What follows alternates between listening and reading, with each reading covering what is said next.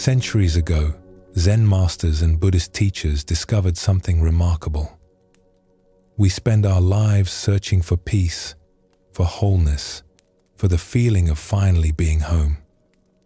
And all along, what we seek has been closer than we imagined. It is here, now, hidden in plain sight. Tonight, we will journey together through ancient wisdom and gentle stories that reveal this truth.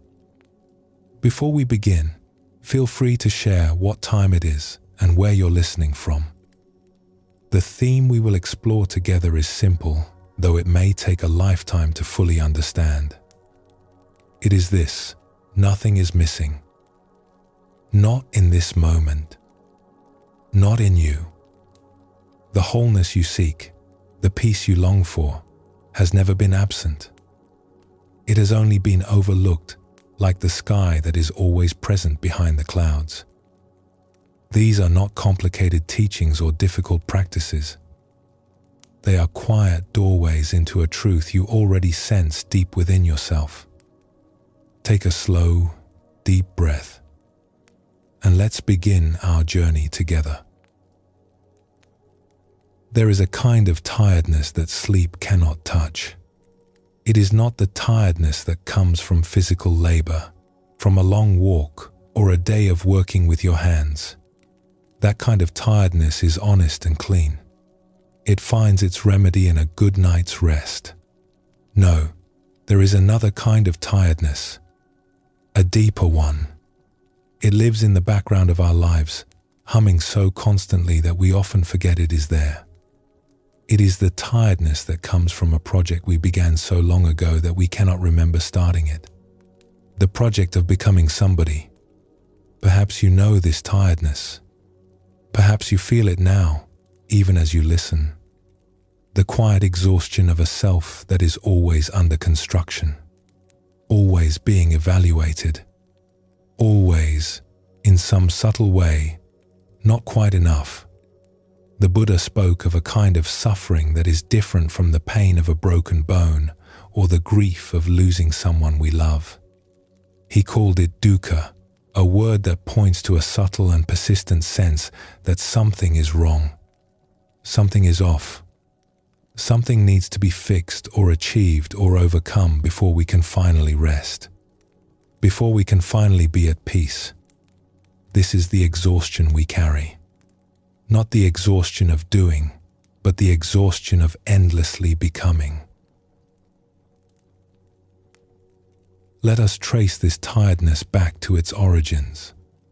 Let us look with gentleness at how we came to feel this way. Once, you were very small.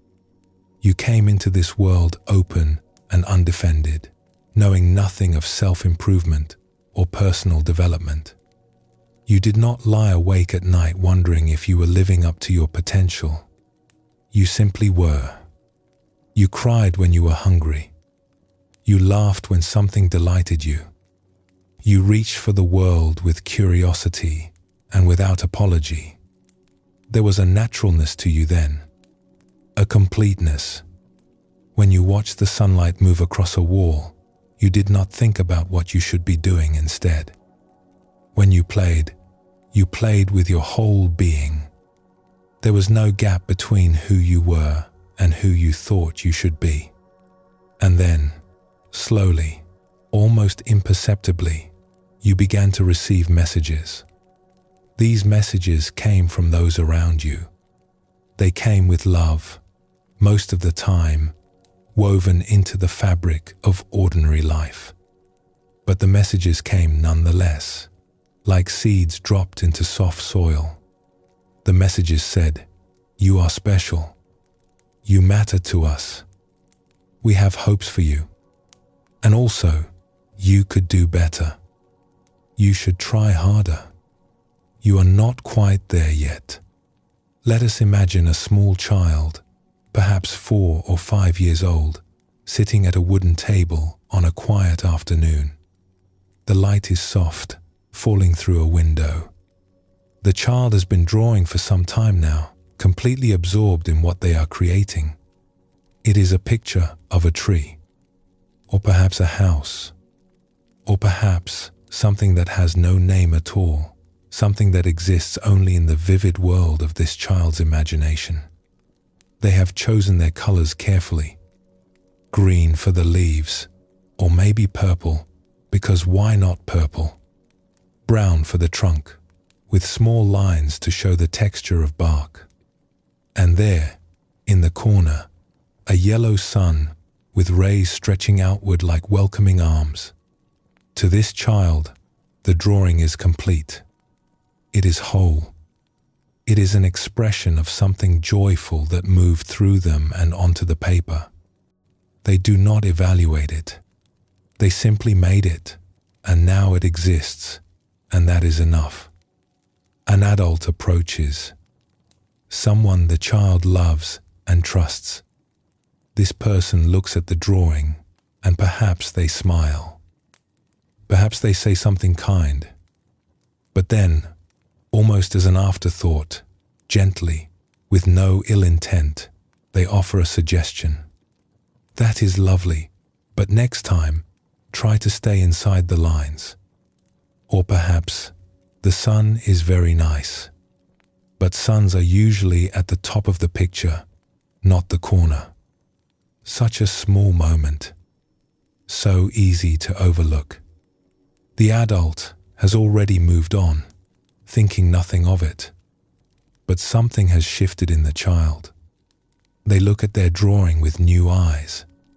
Not the eyes of joy and completion, but new eyes. Evaluating eyes. For the first time, they see not what is there, but what is missing. Not what they have created, but how they have fallen short.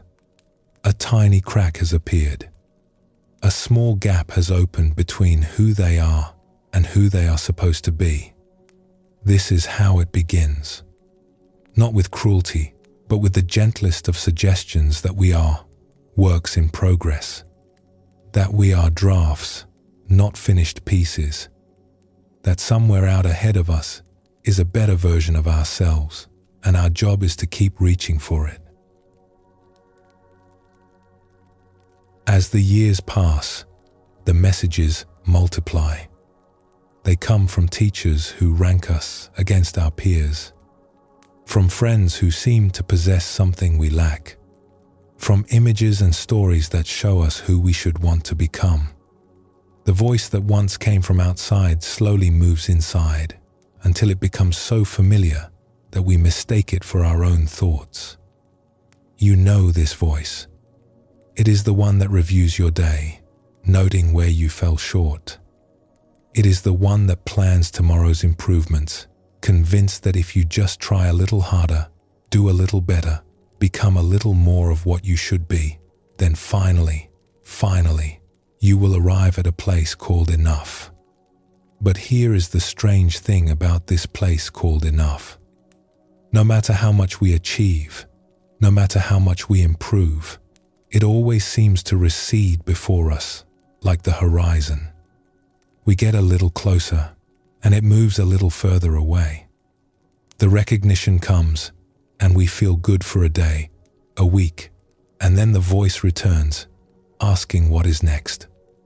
The goal is reached, and new goals appear. The self is improved, and new improvements suggest themselves. The wheel keeps turning, and we keep walking, and the horizon stays exactly where it always was, just out of reach. The Buddha observed this pattern over 2,000 years ago.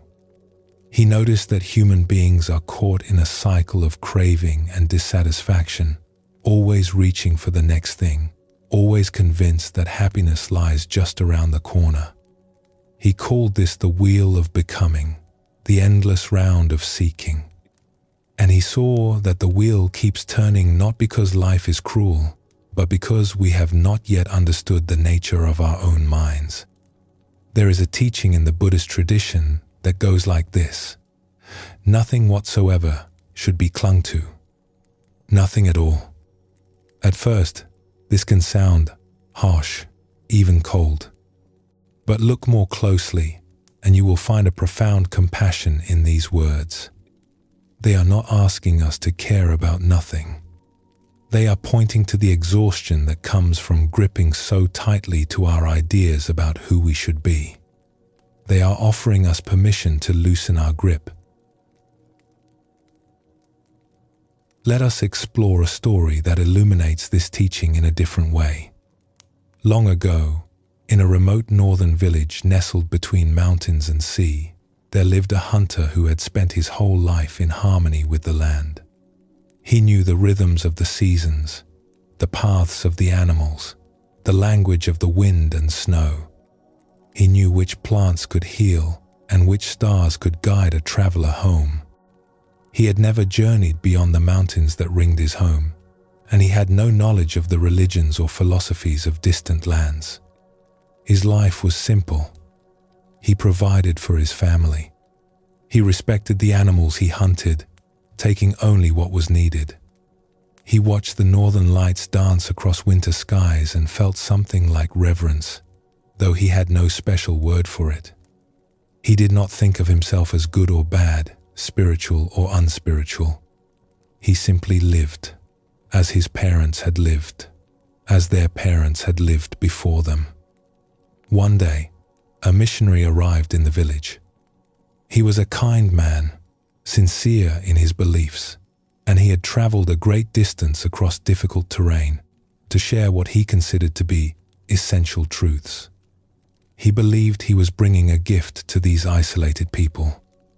He spoke to the villagers about matters of the soul, about right and wrong, about the ways in which human beings fall short of what they should be, about the possibility of being found wanting, of being weighed and measured and discovered to be insufficient. The hunter listened carefully to everything the missionary said. He was a thoughtful man, and he considered the words with respect. He could see that the missionary believed deeply in what he was teaching, and he honored that sincerity. But something troubled him. After the gathering, he approached the missionary with a question. "Tell me," the hunter said, "if I had never heard these teachings, if I had lived my whole life without knowing what you have told me today, would I have been found wanting? Would I have been judged for my failings?" The missionary considered this carefully. He was an honest man, and he wanted to answer truthfully. "No," he said at last. "If you truly did not know, you would not be held responsible." The hunter was quiet for a long moment. The wind moved through the village, carrying the scent of pine and distant snow. Finally, he asked, with genuine puzzlement in his voice, "Then why did you tell me?" This story is not meant to dismiss the value of spiritual teaching or the sincere desire to help others. Rather, it points to something tender and important about the human condition. Before we were taught that we were lacking, we did not experience ourselves as lacking. The sense of deficiency was learned. It was given to us, often with love, often with the best of intentions, but given nonetheless. And if it was learned, perhaps it can be seen for what it is. Perhaps the wholeness that existed before the learning is still here, still present, still available. Perhaps it never actually went anywhere at all. There is another dimension to this exhaustion that is worth exploring gently. It is not only that we feel we must improve. It is that we believe, somewhere deep down, that we must earn the right to exist, to take up space, to be loved. This belief is rarely spoken aloud. It lives beneath the surface of our conscious thoughts, shaping our choices and our reactions without our full awareness. It is the reason we sometimes work beyond what is healthy, seeking to prove our value. It is the reason we may find it difficult to receive a compliment, deflecting kind words as though we do not quite deserve them. It is a subtle weight we carry, so familiar that we have forgotten we are carrying it. The ancient teachers called this kind of clinging the root of suffering. Not the wanting of pleasant things or the avoiding of unpleasant ones, but the deeper clinging to an idea of a self that must be defended, must be improved, must be made acceptable before it can rest. As one wise teacher described it, we go through life with what might be called I and my. The I is this sense of being a special entity, separate from everything else, the center of a universe that revolves around our concerns. And the my is the ownership we claim over our experience. Not just fear, but my fear. Not just struggle, but my struggle. Not just a life, but my life, which must be shaped and polished and presented to the world as proof that I am someone worth being. And as soon as there is ing and my ing, the ancient texts tell us the whole world of separation springs into being. There is I, and there is everything that is not I. There is what I want, and what threatens what I want. There is the endless effort to protect this fragile self from a world that seems so vast and uncertain. This is why we are so tired. We are trying to hold together something that was never solid to begin with. We are gripping tightly to mist and wondering why our hands ache. But here is the good news, the teaching that has been passed down through countless generations of those who have walked this path before us. There is another way. Imagine for a moment what it might be like to set down this burden. Not through force or effort, but simply by recognizing that you have been carrying it. Imagine lying down at the end of the day and, instead of reviewing what you should have done differently, simply breathing. Simply feeling the weight of your body, supported by the earth. Simply noticing that you are here, that you are alive, that this moment is happening. Imagine waking in the morning and, before the voice of self-improvement has a chance to start its familiar commentary, sensing instead the simple miracle of awareness itself. The light coming through the window, the feeling of sheets against skin, the quiet presence of being before it becomes tangled in stories of who you should be. Imagine moving through your hours not as a self under construction, but as someone already whole. Not perfect, not without room to grow and learn, but fundamentally, essentially, already enough. Already home. This is not a fantasy reserved for saints or sages who have renounced the world. It is, the great teachers tell us, our natural condition. It is what remains when we stop adding to ourselves, stop subtracting from ourselves, and simply rest in what we are. The Buddha called this original nature by many names. Sometimes he spoke of it as awareness itself, luminous and knowing. Sometimes he pointed to it as the unconditioned, that which does not depend on circumstances to be at peace. One of his most beautiful teachings describes it like this: in the seen, there is only the seen. In the heard, there is only the heard. In the felt, there is only the felt.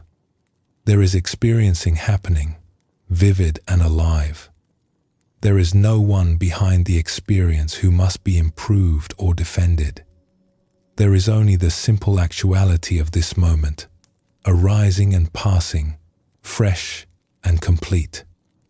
Of course, hearing this does not immediately free us from the habit of self-improvement. The conditioning runs deep. The voice that evaluates and judges has been practicing for a very long time.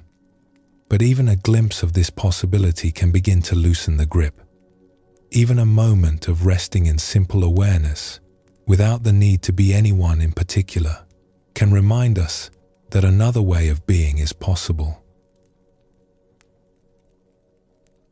There is a teaching that compares our situation to that of someone searching desperately for their glasses while the glasses are already sitting on their nose.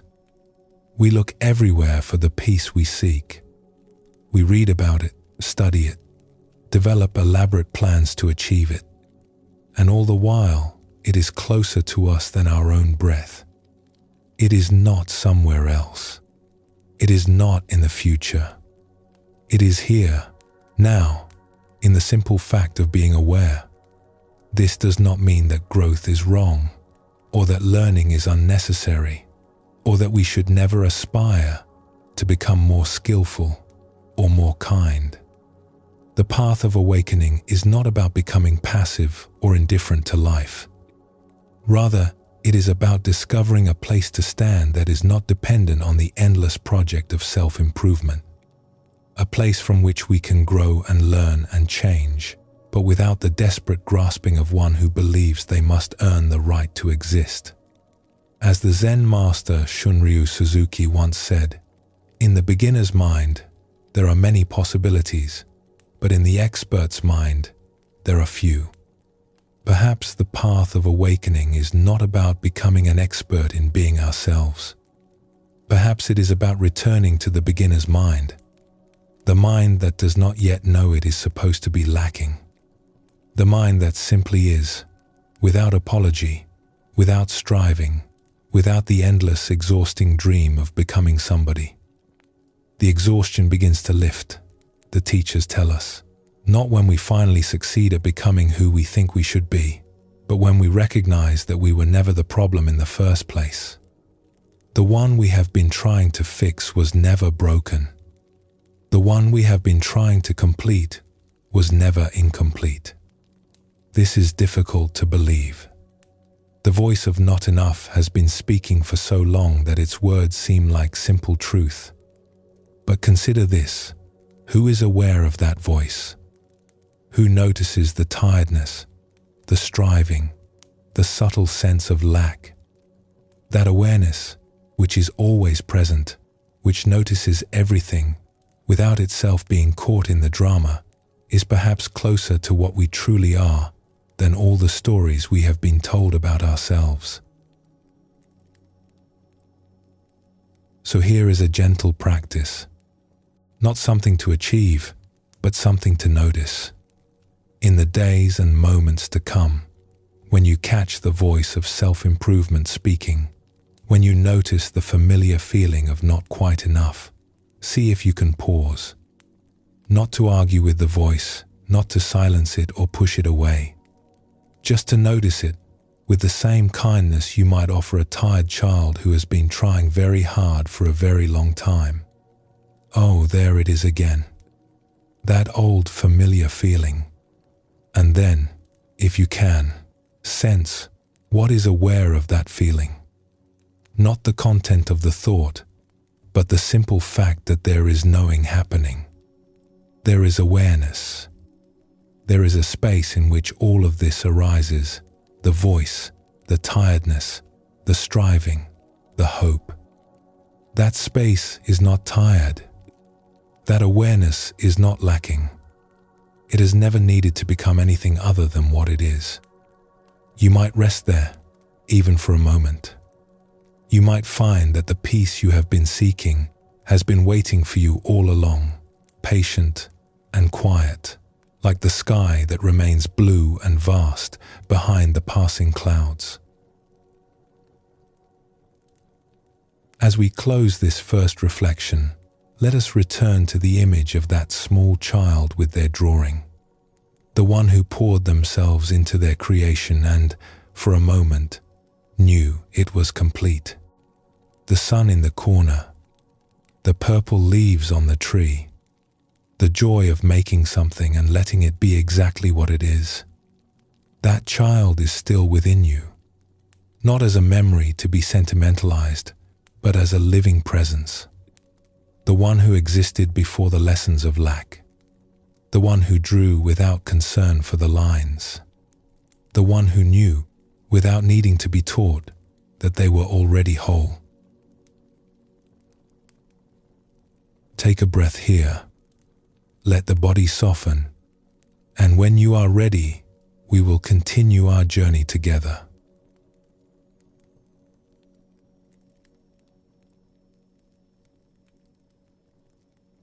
And yet, even within this dream of becoming, even while we are caught in the exhausting project of self-improvement, something in us remembers. There is a part of us that has never been fooled by the stories of lack. A part that remains untouched by all our striving, all our measuring of ourselves against some imagined standard. It is quiet, this part. It does not announce itself with fanfare or demand our attention.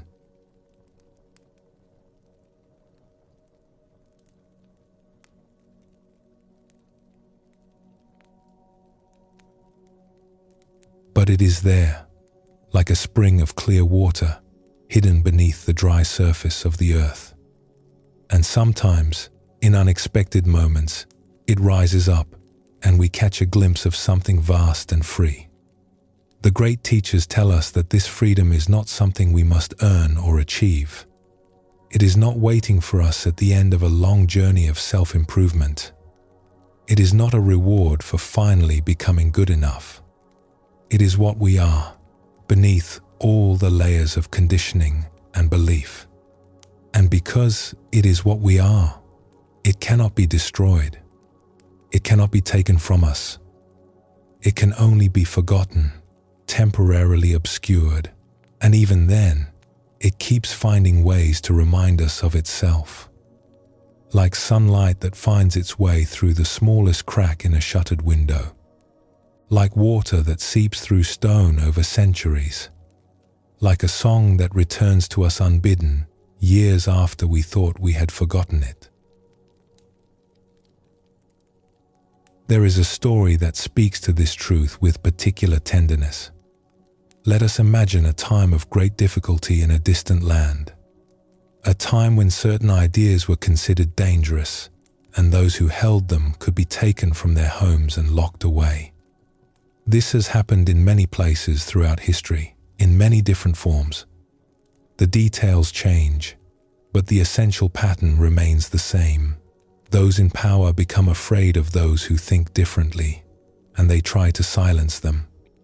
In this time and place, there lived a man who was a teacher.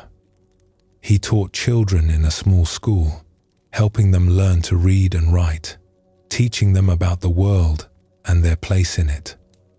He was a gentle man, thoughtful and kind, beloved by his students and respected by their parents. His classroom was a place of warmth and curiosity, where questions were welcomed and young minds were encouraged to unfold.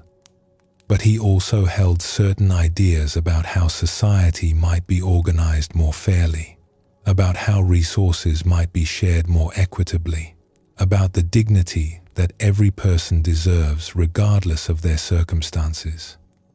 These ideas were not violent. They were not calls to harm anyone. They were simply visions of a more just world, spoken quietly to those who wished to listen. For this, he was arrested. For this, he was taken from his home one morning before dawn, taken from his wife who watched helplessly from the doorway, taken from his young daughter who was still sleeping in her small bed, dreaming, whatever dreams 5-year-old children dream.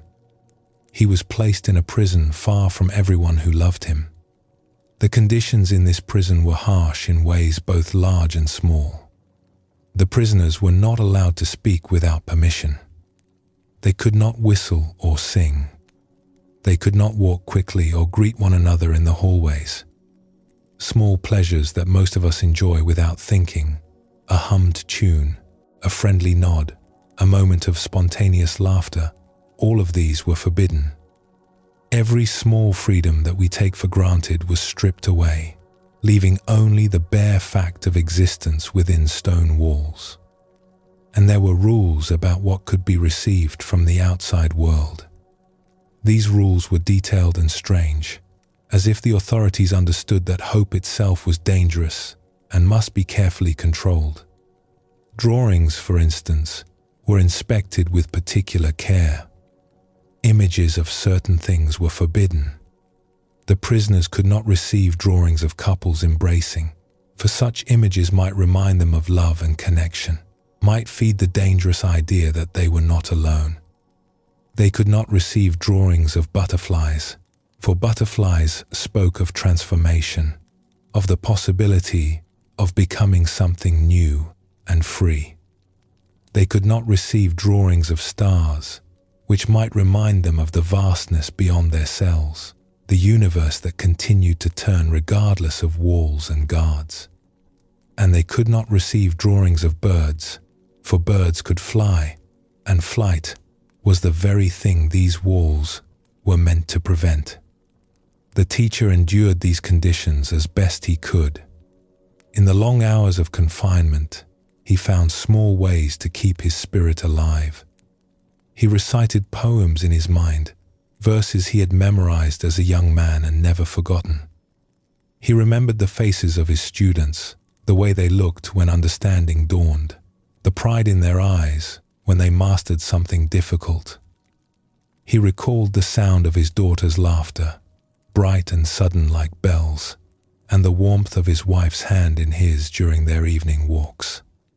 He held on to these memories like precious stones hidden in his pocket, touching them in moments of despair to remind himself that beauty still existed somewhere in the world. Once a week, on Sundays, prisoners were allowed to receive visitors. These visits were brief and closely watched, but they were a lifeline, a thread connecting the men behind the walls to the world they had been torn from. The teacher's wife would come when she could, bringing what small comforts were permitted, her presence alone a kind of nourishment. And sometimes, when the journey was not too difficult, she would bring their daughter, who was only 5 years old and did not fully understand why her father lived in this cold, echoing place instead of at home where he belonged. One Sunday, the daughter came to visit carrying something special. She had made a drawing for her father. She had worked on it carefully, sitting at the kitchen table for a long time, her small tongue poking out in concentration as she chose her colors. It was a drawing of birds. Bright, colorful birds with wings spread wide, soaring across a blue sky. Red birds and yellow birds and birds of brilliant green. Some were flying high, almost touching the top of the page. Others swooped lower, as if just taking off or about to land. She was so proud of this drawing. She carried it carefully all the way to the prison, protecting it from wind and rain. She could not wait to see her father's face when he received it, could not wait to see his smile. But at the entrance to the prison, the guards took the drawing from her small hands. They looked at it, saw the birds, and tore it to pieces. Birds were forbidden. The child watched as her creation was destroyed, as the bright wings and blue sky became nothing but scraps on the cold floor. We can only imagine what this moment was like for her. The confusion, the sadness, perhaps anger too, though at 5 years old, she may not have had words for what she felt. What the story tells us is what happened next, in the days that followed. The next week, the daughter returned with another drawing. But this time, something was different. This time, she had thought carefully about what she was doing. The drawing was a picture of trees. Large, leafy trees with broad branches and thick foliage, their trunks sturdy, their canopies full and green. Trees were not forbidden. There was no rule against trees. Trees did not fly. Trees did not speak of freedom in the same obvious way that birds did. Trees simply stood, rooted and silent, and the authorities had not thought to fear them. The guards inspected the drawing with their usual thoroughness. They examined it from every angle, looking for hidden messages, forbidden images, anything that might feed the spirit of a man they were trying to break. But they saw only trees. Ordinary trees. They allowed it to pass. When the teacher received the drawing in the visiting room, He held it carefully, looking at every detail his daughter had created. He praised her work, told her how beautiful it was, how much it meant to him to have something she had made with her own hands. He studied the trunks she had drawn, the branches reaching upward, the leaves rendered with such care. And then he noticed something. Scattered throughout the branches of the trees, almost hidden among the leaves, were small circles of color. Dozens of them, tucked here and there among the green, easy to miss if you were not looking closely. Easy to overlook if you were a guard inspecting for contraband. He pointed to these circles and asked his daughter what they were. Were they oranges? Apples? What kind of fruit grew in these beautiful trees?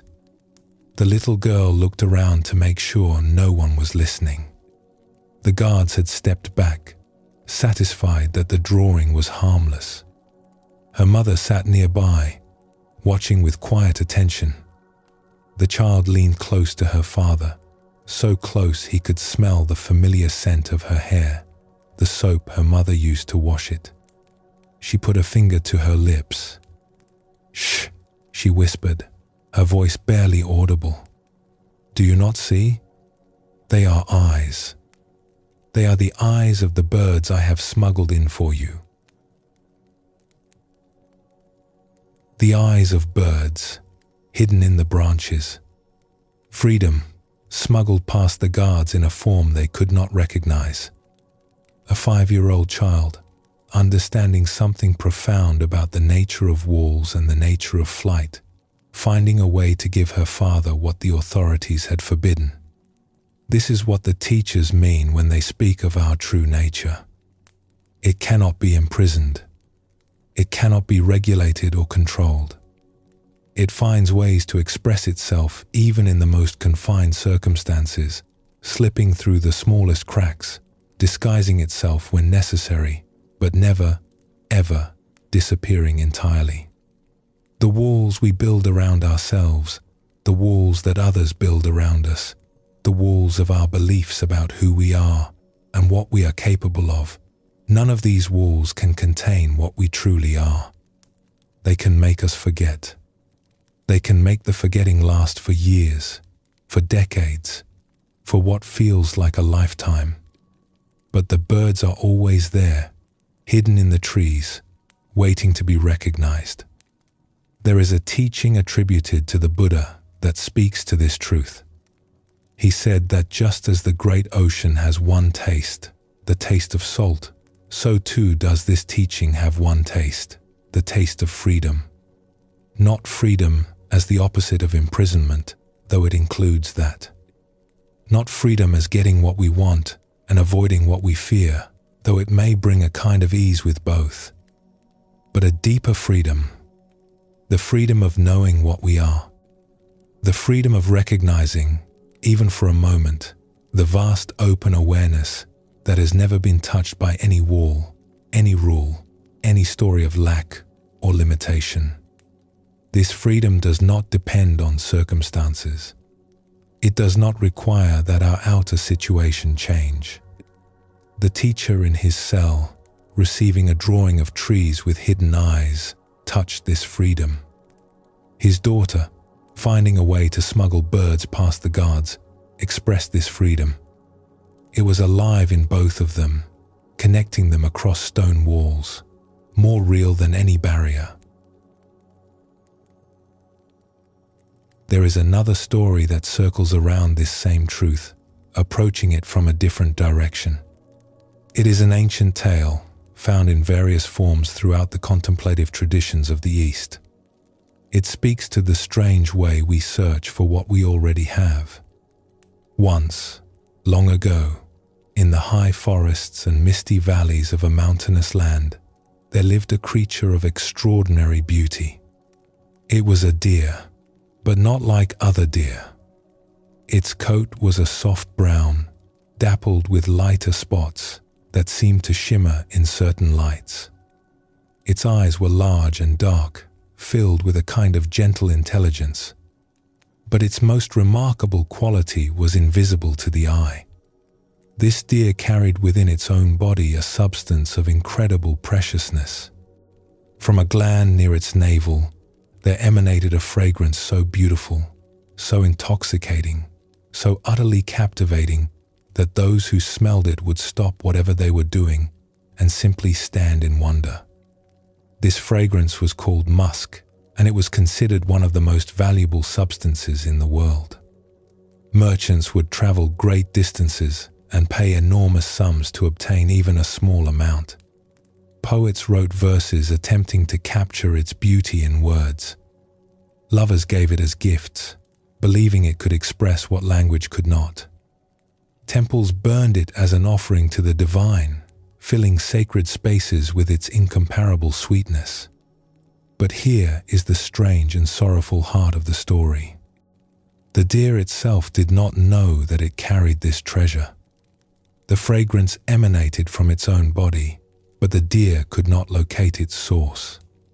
All it knew was that sometimes, when the wind was right, when the conditions aligned in just the right way, it would catch a whiff of something so beautiful that its heart would ache with longing. A sweetness beyond anything it had ever known. A perfume that seemed to promise everything the heart could desire. And so the deer began to search. It wandered through the forests of its home, following the scent whenever it arose, trying to find the source of this extraordinary beauty.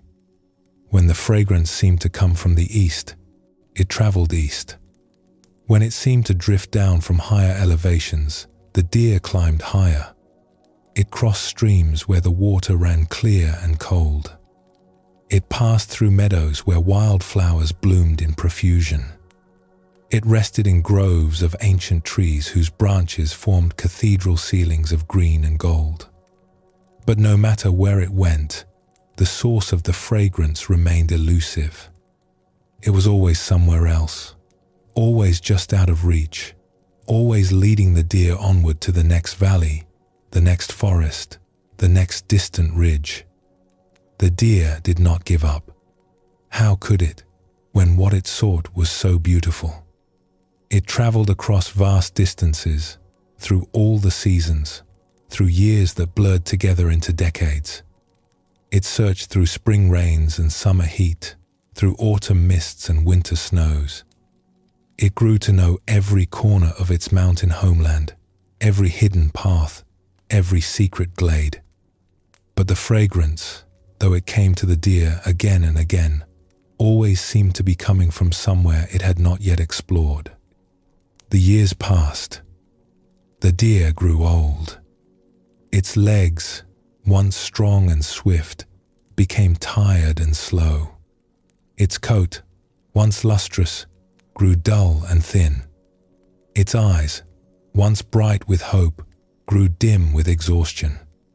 It had spent its entire life searching for this beautiful fragrance, and it had never found it.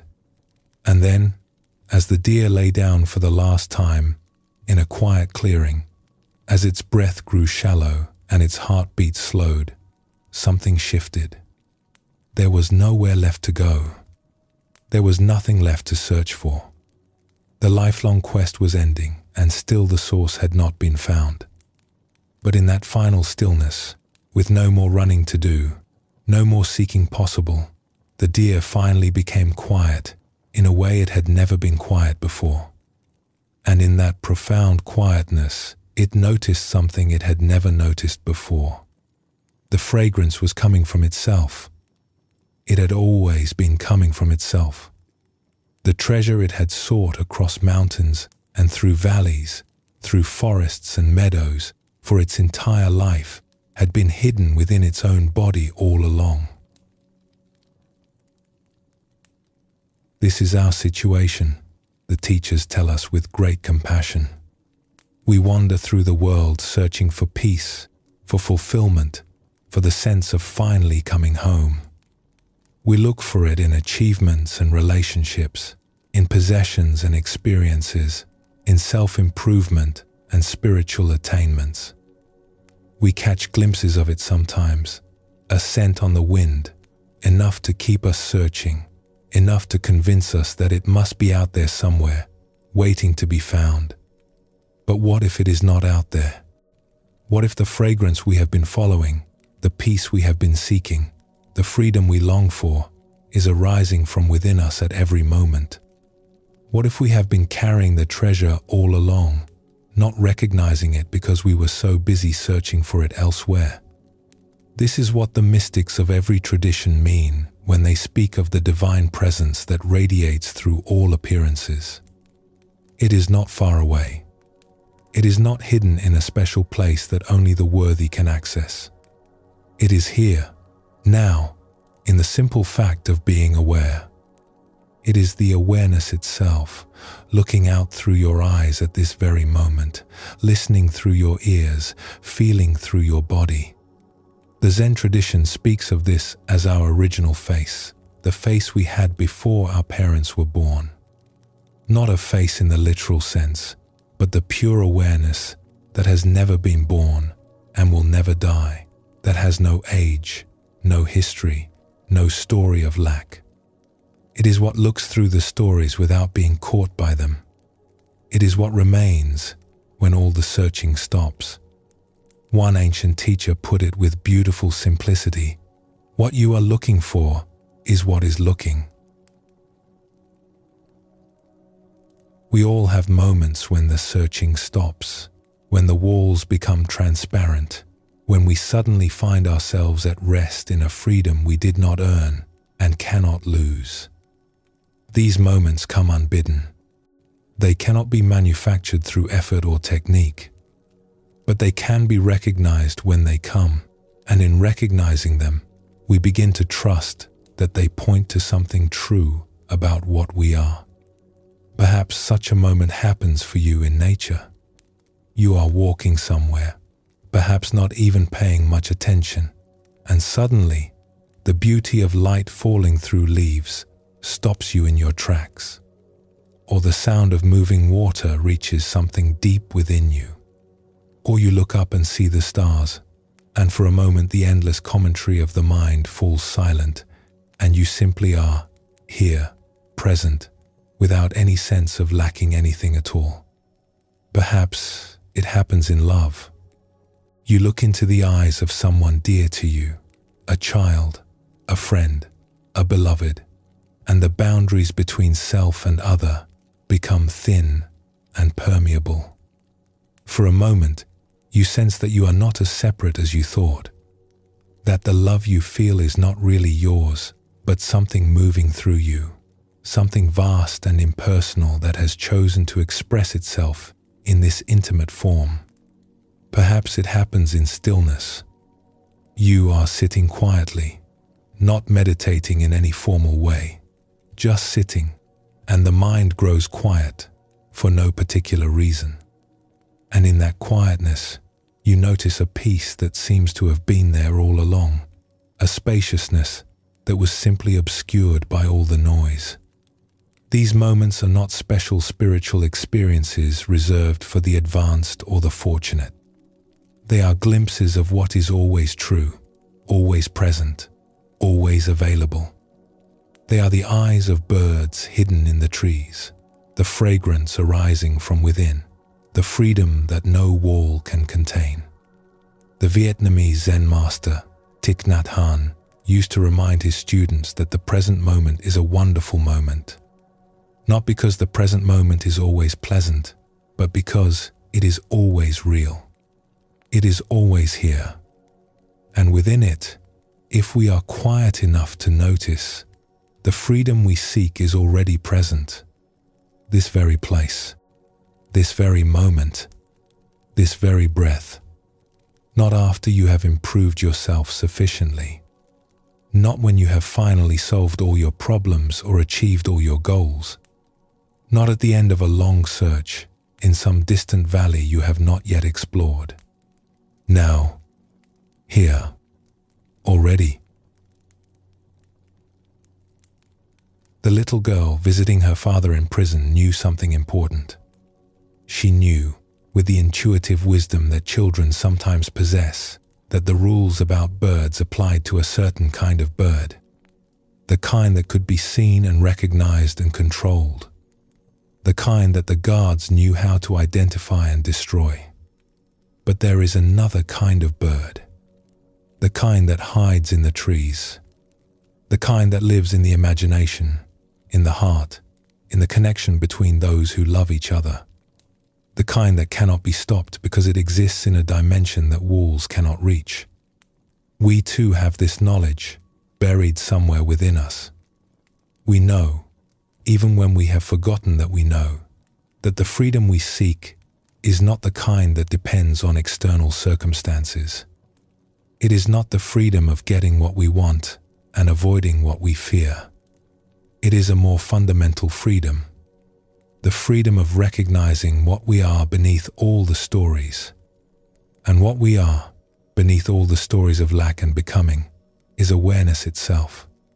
Open, clear, luminous awareness that has never been imprisoned by anything, that has never been improved or diminished by any circumstance, that simply is what it is, vast and free, like the sky that holds all the clouds without being touched by any of them. The deer finally found the source of the fragrance by becoming still. The teacher found freedom in a prison cell through a child's drawing. We too can find what we are looking for, not by searching more frantically, not by improving ourselves more thoroughly, but by becoming quiet enough to notice what has been here all along. There is a Zen saying, sitting quietly, doing nothing, spring comes and the grass grows by itself. Not through our effort, not through our striving, through our willingness to stop, to be still, to trust that what we seek is already present and does not need us to chase it. The birds are already in the trees. The fragrance is already arising. The freedom is already here. We have only to recognize it. Let us pause for a moment now. Take a slow, relaxing breath. And when you are ready, we will continue together.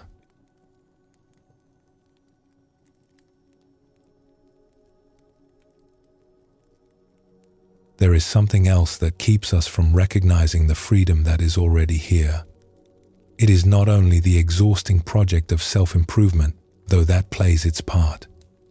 It is not only the walls we have built or the searching we have done in the wrong direction. There is something more subtle at work, something so close to us that we rarely notice it at all.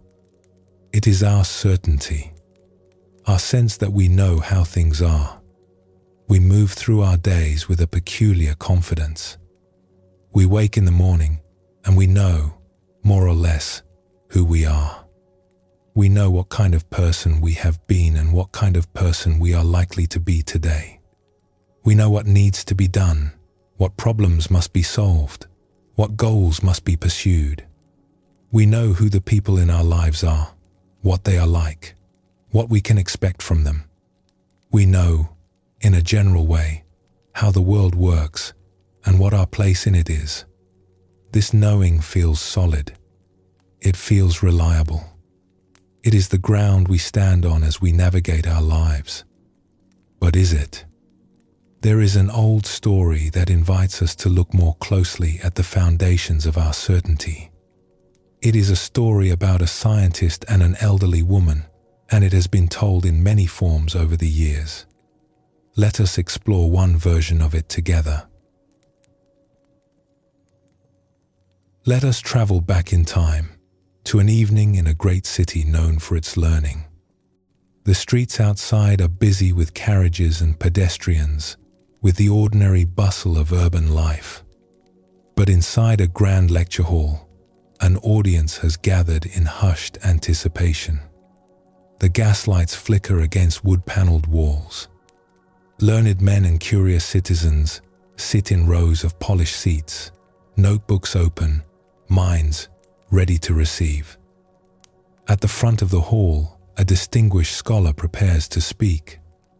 He is a man of considerable reputation, respected by his peers, celebrated for his contributions to human knowledge. His hair is silver, his bearing dignified. He has spent decades studying the heavens, measuring and calculating, building a picture of the cosmos based on careful observation and rigorous thought. Tonight, he will share what he has learned. Tonight, he will explain how the universe is structured. He was a man of considerable reputation, respected by his peers, celebrated for his contributions to human knowledge. The lecture hall was filled with educated people who had come to hear him explain the latest understanding of how the cosmos was structured. The scholar spoke eloquently about the earth and its place in the heavens. He described how our planet orbits around the sun, held in place by invisible forces that can be measured and predicted. He explained how the sun itself is just one star among billions, how it moves through an immense collection of stars that we call our galaxy. He painted a picture of vast distances and enormous scales, of a universe far larger and more complex than our ancestors could have imagined. It was an impressive lecture. The audience listened with attention and respect. When the scholar finished, there was appreciative applause. But then, from the back of the room, an elderly woman rose to her feet. She was small and simply dressed, not the sort of person one would expect to challenge a distinguished scientist. But her voice was clear and confident. "What you have told us," she said, "is all very interesting, but I am afraid it is quite mistaken. The world is not as you describe it at all." The scholar raised an eyebrow. He was accustomed to questions, but not to being told he was wrong by someone who clearly had no scientific training. Still, he was a courteous man, so he asked her politely to explain what she meant. "The world," the woman said, "is actually a flat plate, and it rests on the back of a giant tortoise." There was a ripple of amusement through the audience. The scholar smiled, the indulgent smile of one who knows better but does not wish to be unkind. "That is a colorful image," he said. "But tell me, if the world rests on a tortoise, what does the tortoise stand on?" The woman was not flustered. She looked at the scholar with bright, knowing eyes. "You are very clever, young man," she said. "Very clever indeed. But it is tortoises all the way down." Now, on the surface, this story seems to be about the difference between scientific knowledge and folk belief. The scholar knows how things really are. The woman is clinging to an old myth. We are meant to smile at her stubbornness and admire his learning. But there is another way to hear this story. A way that does not dismiss the woman quite so easily.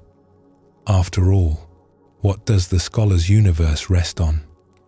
He can explain that the earth orbits the sun, but what holds the sun in place is he can describe the forces of gravity. But what is gravity, really? Where did it come from? He can trace the origins of the cosmos back to a single moment of unimaginable expansion. But what existed before that moment? What is the universe expanding into? At some point, every explanation reaches its limit. At some point, every chain of reasoning encounters something it cannot explain, a mystery it cannot penetrate. At some point, even the most sophisticated understanding must rest on something it simply accepts without fully comprehending. Perhaps it is tortoises all the way down after all. Perhaps the woman, in her own way, was pointing to something true. Not about the literal structure of the cosmos, but about the nature of human knowledge itself.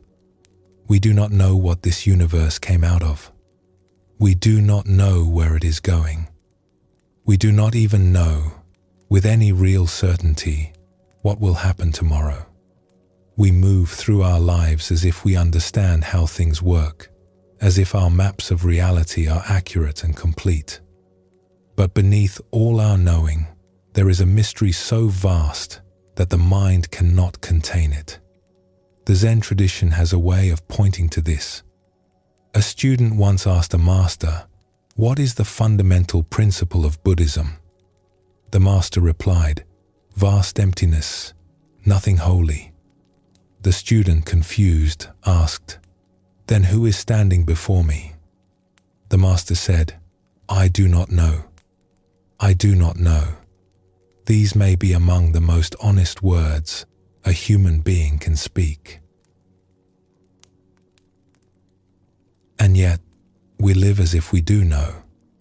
We move through our days with an air of quiet certainty, rarely pausing to notice how much of what we think we know is actually assumption, habit, inherited belief. We carry around a version of reality that we assembled long ago and have rarely questioned since. There is a kind of screen between us and the living world.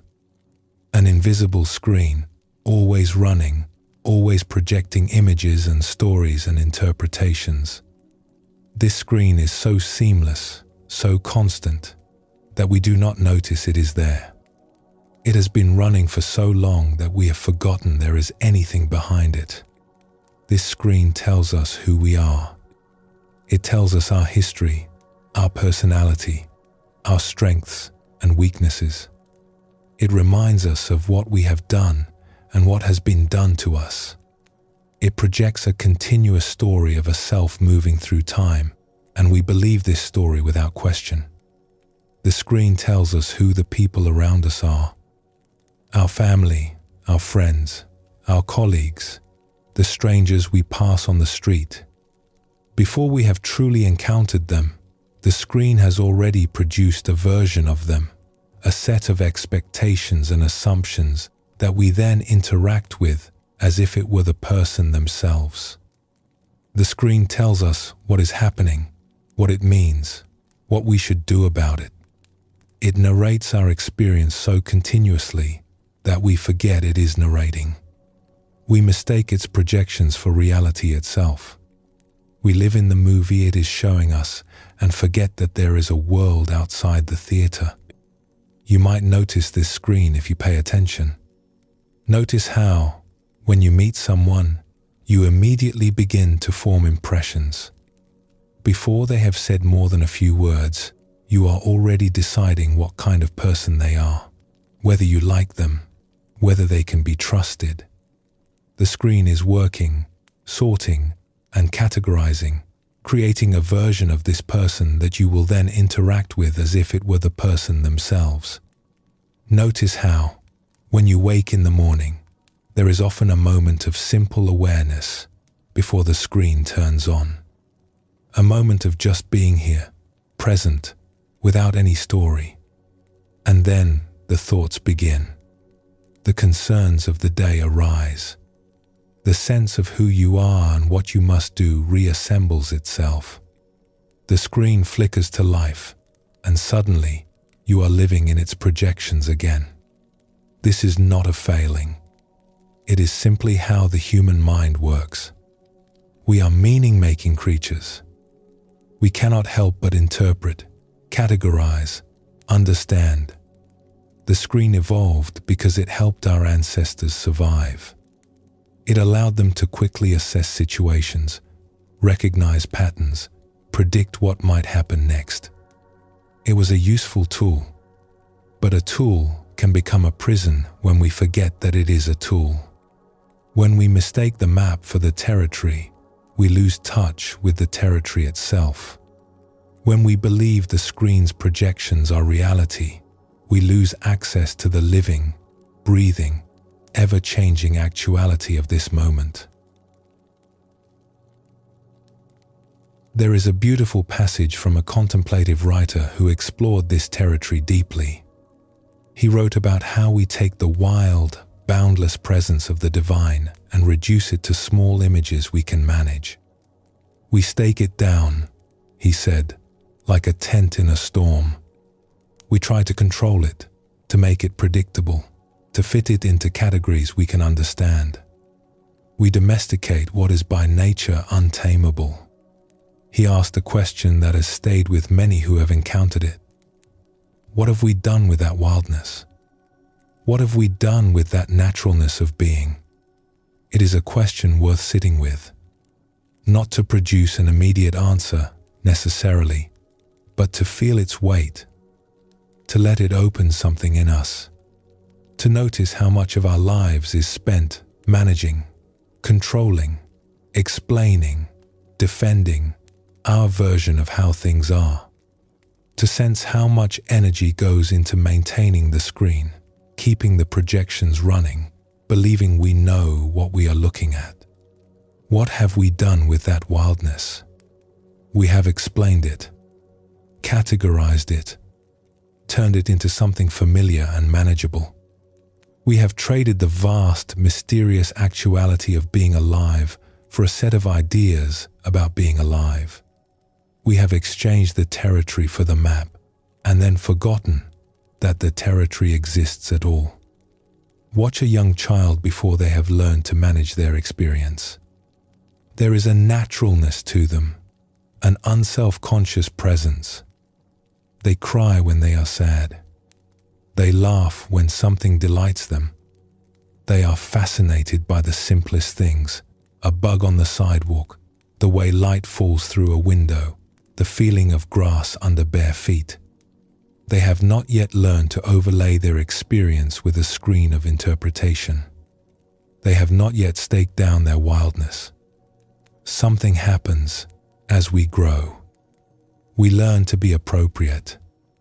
We learn to control our expressions, moderate our emotions, fit into the expectations of those around us. We develop what might be called a social self, a version of us that knows how to navigate the world of other people. This is necessary. This is part of becoming a functioning adult. But something can be lost in the process. The wildness gets tamed. The naturalness gets covered over. We become so identified with our managed, appropriate self that we forget there is anything else. We forget the vast, unconditioned awareness that we were before we learned to be somebody. The Buddhist teachings point to this forgotten dimension. They call it by various names: Buddha nature, original mind, the unconditioned. It is not something we need to create or achieve. It is what we already are, beneath the layers of conditioning.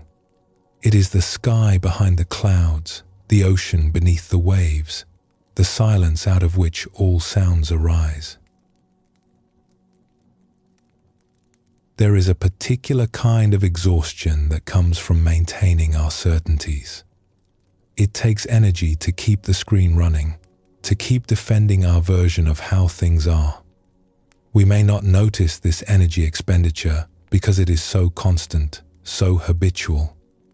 But it is there, a subtle tension, a continuous effort to hold our world together.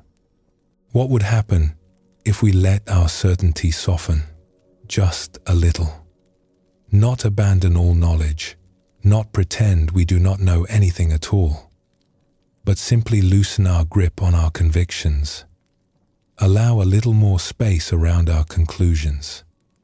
Become willing to say, with the old Zen master, "I do not know." There is a story about a scholar who traveled a great distance to study with a renowned teacher. The journey took many days, across rivers and through mountain passes, and with each mile the scholar's anticipation grew. He had read everything the teacher had written. He had studied the commentaries and the commentaries on the commentaries.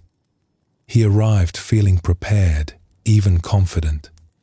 When he finally reached the small, simple dwelling where the teacher lived, he was eager to begin.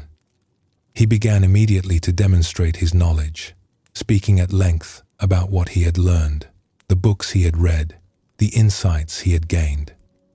He quoted texts from memory. He explained subtle points of philosophy. He was eager to show that he was a worthy student, that the teacher's time would not be wasted on him. The teacher listened patiently, sitting very still, his face calm and unreadable.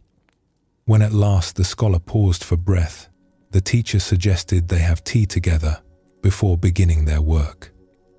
The teacher began to pour tea into the scholar's cup. The cup filled, but the teacher kept pouring. The tea overflowed, spilling across the table, dripping onto the floor. Still, the teacher poured. "Stop," the scholar said. "The cup is full. No more will go in." The teacher set down the teapot and looked at his visitor with gentle eyes. "You are like this cup," he said. "How can I teach you anything when you are already so full of your own knowing? First, empty your cup. This is not an instruction to become ignorant or to distrust everything we have learned. It is an invitation to hold our knowledge more lightly, to make room for what we do not yet understand, to be willing to encounter each moment fresh, without immediately filtering it through what we already believe." The Buddha spoke of this quality when he described what he called beginner's mind. In the beginner's mind, he said, there are many possibilities. In the expert's mind, there are few. The beginner approaches each situation with openness and curiosity, not knowing what will happen, not assuming they already understand. The expert, trapped by their expertise, sees only what they expect to see. What would it be like to move through a single day with a little more beginner's mind? To encounter the familiar people and places and activities of your life as if you were meeting them for the first time? Your morning cup of tea or coffee, the face of someone you love, the street you walk down every day, the sensation of water on your skin, the sound of wind in trees or traffic in streets. All of it fresh, all of it new, all of it mysterious. Because it is mysterious, we have simply stopped noticing. The universe that the scientist described in his lecture, the one with billions of galaxies and unimaginable distances, is strange beyond comprehension. But so is the universe we encounter when we pick up a cup, when we take a breath, when we look into another person's eyes. The mystery is not out there, in distant space. The mystery is right here, in the most ordinary moments of our lives. A single leaf falling from a tree. What is it, really? We have words for it, explanations, scientific descriptions of chlorophyll and cellular structure and the mechanics of wind. But do any of these words touch the actuality of that leaf, turning in the air, catching the light, settling gently on the ground? Do they capture what it is to see it, to be present as it falls? Zen master after Zen master has pointed to this ordinary mystery. What is Buddha? A student asks. 3 pounds of flax, the master replies. Not a theological answer, not a philosophical explanation. Just the vivid, immediate presence of something right here, something real, something that cannot be captured by any concept.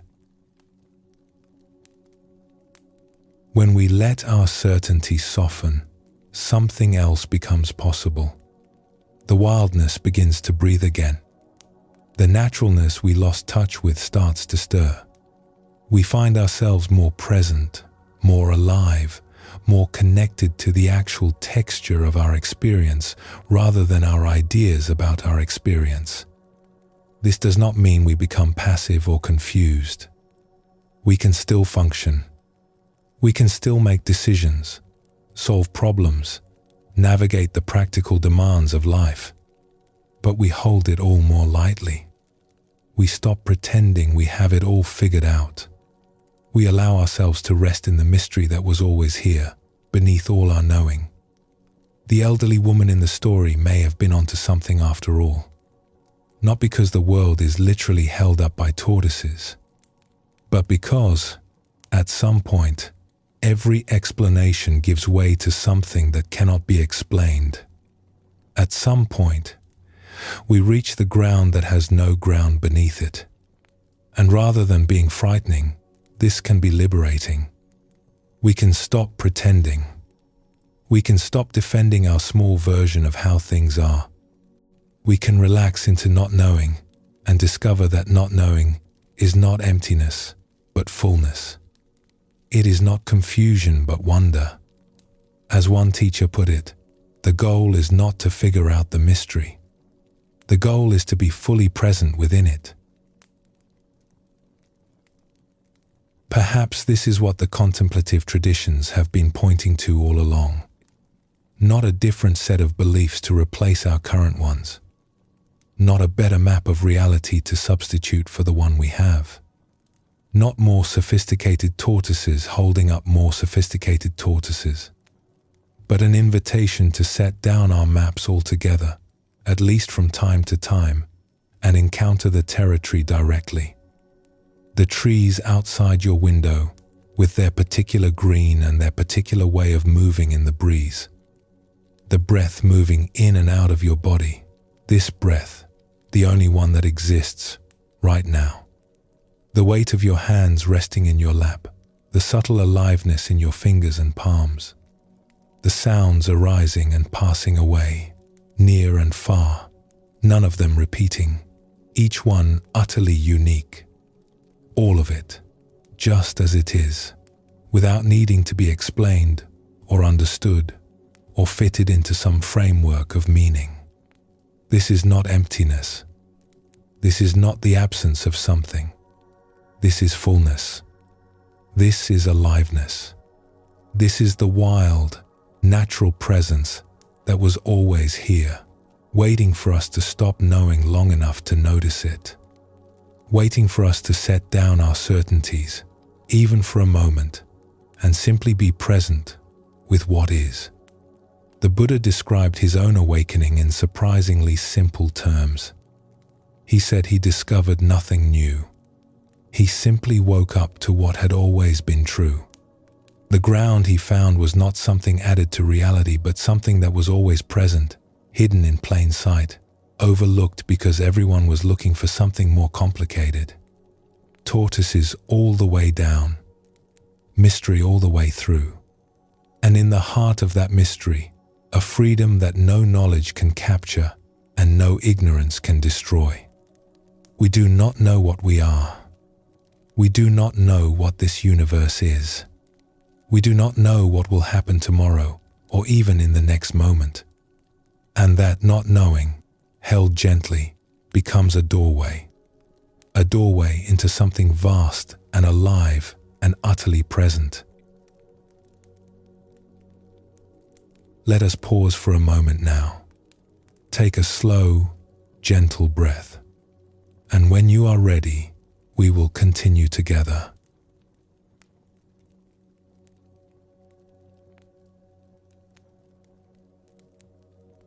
So here we are, in the midst of this great mystery. We have seen how our certainties rest on foundations we cannot fully explain. We have sensed, perhaps, that the wildness we have tamed still breathes somewhere beneath our managed lives. And we have glimpsed, through stories and through stillness, a freedom that does not depend on circumstances. But there is still a question that wants to be explored. If this freedom is what we truly are, if this vast awareness has always been present, how did we come to feel so separate? How did we come to experience ourselves as small, isolated beings in a world that seems so large and uncertain? The ancient teachers had a beautiful way of speaking about this. They compared our situation to that of water and waves. Imagine, for a moment, an ocean. A great, vast ocean stretching to the horizon in every direction. Perhaps you have seen such an ocean, or perhaps you have only imagined it. Either way, let the image settle in your mind. The water is deep and still, extending down into blue darkness, rising up to meet the light of the sun. On a calm day, the surface is like glass, reflecting the sky so perfectly that it becomes hard to tell where one ends and the other begins. The water has been here for longer than memory. It was here before there were creatures to remember anything. It will be here long after. It simply is, boundless and alive, holding within itself everything that swims and floats and drifts. Now, in this ocean, something begins to happen.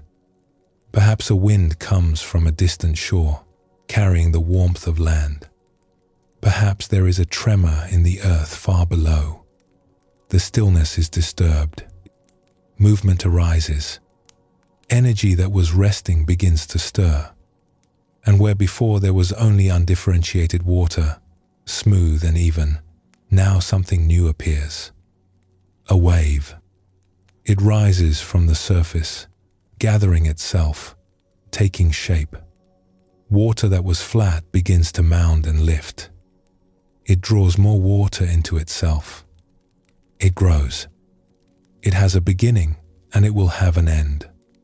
It has a front edge that catches the light and a back edge that slopes down into shadow.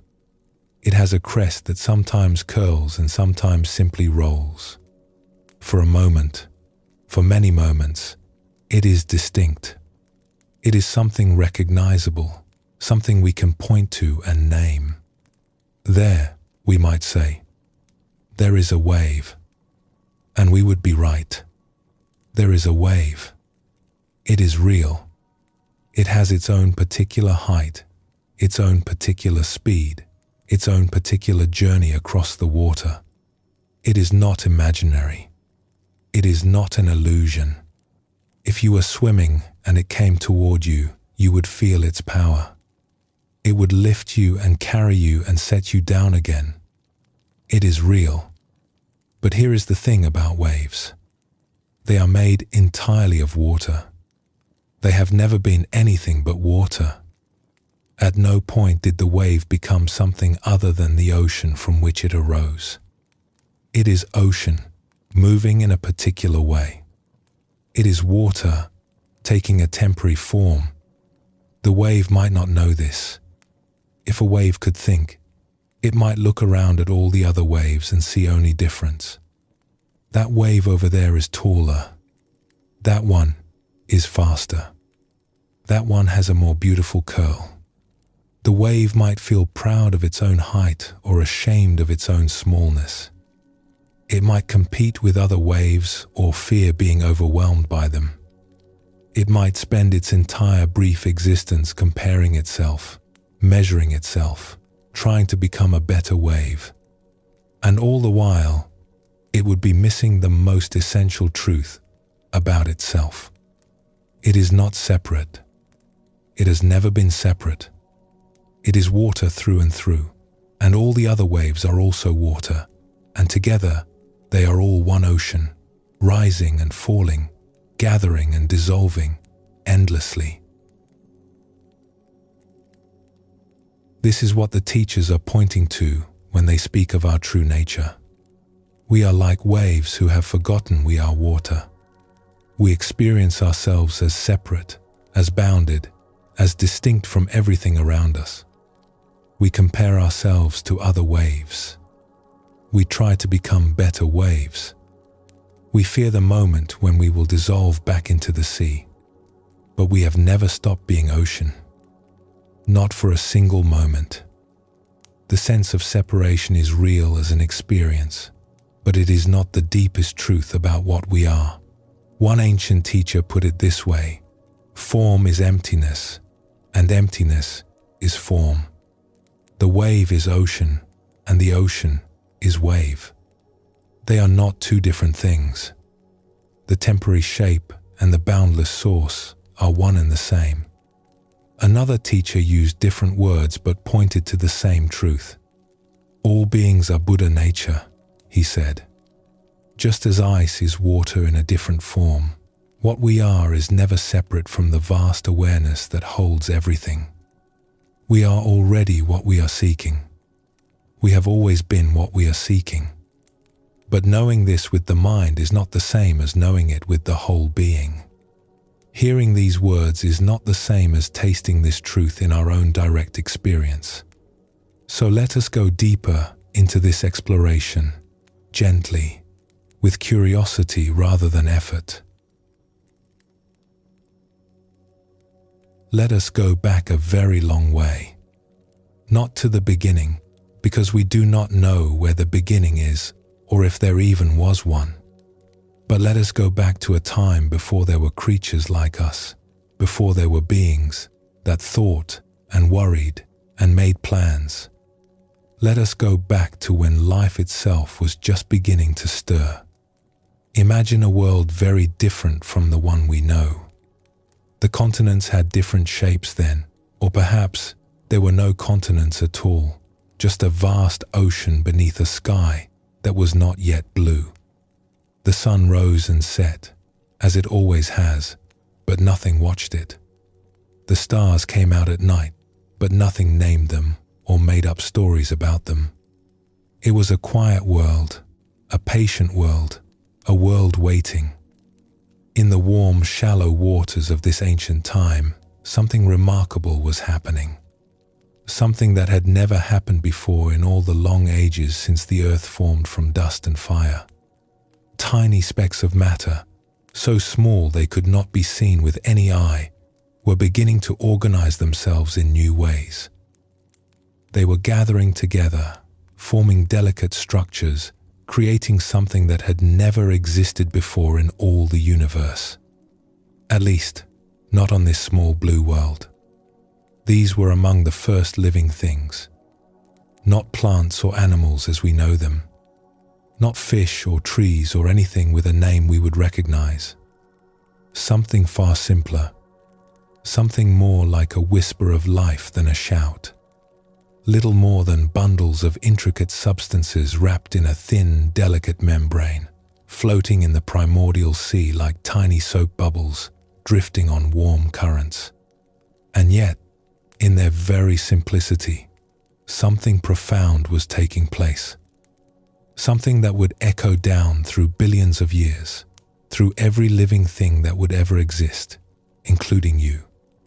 These tiny beings were drawing a line. They were creating a boundary between inside and outside. They were saying, in a way that did not use words, "This is me, and that is not me.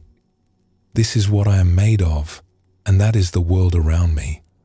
For the first time in the history of this planet, there was a sense, however faint, of self and other. This was not a mistake. This was not a fall from grace. This was life learning to take form. This was existence discovering a new way to experience itself. Inside the membrane, the little being could maintain conditions that suited its needs. It could gather what nourished it and protect itself from what threatened it. The boundary made survival possible. The boundary was a kind of gift, but the boundary was also the beginning of something else. It was the first faint stirring of what would eventually become, in creatures far more complex, the feeling of being separate. The sense that there is me in here and everything else out there. The seeds of loneliness, of fear, of longing for connection. Those ancient, simple beings did not feel these things as we do. They did not have minds that could reflect on their situation or hearts that could ache with loneliness. But something was set in motion in those warm, ancient waters. A pattern was established that would ripple forward through billions of years, through countless forms, until it arrived at us. We are the inheritors of that ancient boundary. We are waves who have become very good at waving. As life grew more complex, so did the sense of being separate. Creatures developed more sophisticated ways of perceiving and responding to their world. They developed nervous systems that could process information, brains that could learn and remember, minds that could think and plan and imagine. And with all of this came a more elaborate sense of self. Not just a boundary between inside and outside, but a whole identity. A story about who we are. A feeling of being someone in particular, with a history and a personality and a set of concerns. This is sometimes called the ego, though that word has accumulated so many meanings that it can be confusing. Let us simply call it the sense of being a separate self. The wave, looking around at all the other waves, believing itself to be fundamentally distinct. This sense of separate self is not evil or wrong. Like the membrane around those ancient single-celled beings, it serves a purpose. It allows us to function in the world. It allows us to take care of ourselves and the ones we love. It gives us a stable sense of identity from which to operate. But there is a cost. The more strongly we identify with the separate self, the more we feel isolated. The more we believe in our distinctness, the more vulnerable we feel. After all, if I am truly separate from everything else, then I am alone in a vast universe. I must defend my boundaries. I must compete for resources. I must fear what might threaten my existence. This is where the freedom we explored earlier starts to seem distant, unreachable. How can we feel boundless when we experience ourselves as so bounded? How can we sense the ocean when all we can see is the wave? There is a way that many of us were raised that deepens this sense of separation. It happens gradually, so gradually that we do not notice it happening. When we are very young, we do not have a strong sense of being a separate self. We are more like pure experiencing, awareness without a center. We do not know where we end and the world begins. We are merged with our surroundings, our caregivers, the sensations flowing through us. Then, slowly, we begin to be mirrored. The people around us, the ones who care for us, reflect back to us who we are. They give us a name. They respond to us as someone. They have expectations, hopes, fears. They see us in particular ways, and we begin to see ourselves through their eyes. This is natural. This is how human beings come to know themselves. We need to be mirrored. We need to develop a sense of self in order to grow and function. But along with the mirroring often comes something else. Messages, sometimes spoken and sometimes not, about who we should be, about what is acceptable and what is not, about how we need to change in order to be loved. Perhaps we learned that certain feelings were not okay, that anger should be hidden or sadness pushed away. Perhaps we learned that we were only valuable when we achieved things, when we performed well, when we made others proud. Perhaps we learned, in 1,000 small ways, that who we naturally were was not quite enough, that we needed to become someone else, someone better, in order to be worthy of love and belonging. And so, on top of the natural sense of being a separate self, we layered a whole project of self-improvement. We began to try to shape our wave into a more acceptable form. We added to the separation a sense of inadequacy, a feeling that even this limited self we took ourselves to be was not good enough. The membrane that once simply defined us now became a kind of cage. The boundary that allowed us to function became a prison we could not see. But here is the good news, the news that the teachers have been whispering across the centuries. The prison is not as solid as it seems. The boundary is more permeable than we know. And the ocean we forgot, the vast awareness that is our true nature, has been here all along, patiently waiting. We can see this in certain moments, if we are attentive. moments when the sense of separate self grows thin and something vaster shines through. Have you ever been so absorbed in something that you forgot yourself entirely? Perhaps you were listening to music, and there was just the music, without a listener. Perhaps you were watching a sunset, and for a moment the one watching dissolved into the colors. Perhaps you were in conversation with someone, and the boundary between you seemed to disappear, and there was just this intimacy, this meeting, without two separate selves involved. These moments are more common than we realize. They happen when we are not trying, when we are not efforting to be someone in particular. They slip in through the cracks of our busyness, our striving, our endless self-management. And in those moments, we taste what the teachers have been pointing to. The wave remembers it is water. Such moments are not something we achieve. They are what happens naturally when we stop clutching so tightly to the sense of being separate. They are grace, appearing when we least expect it, reminding us of what we have always been.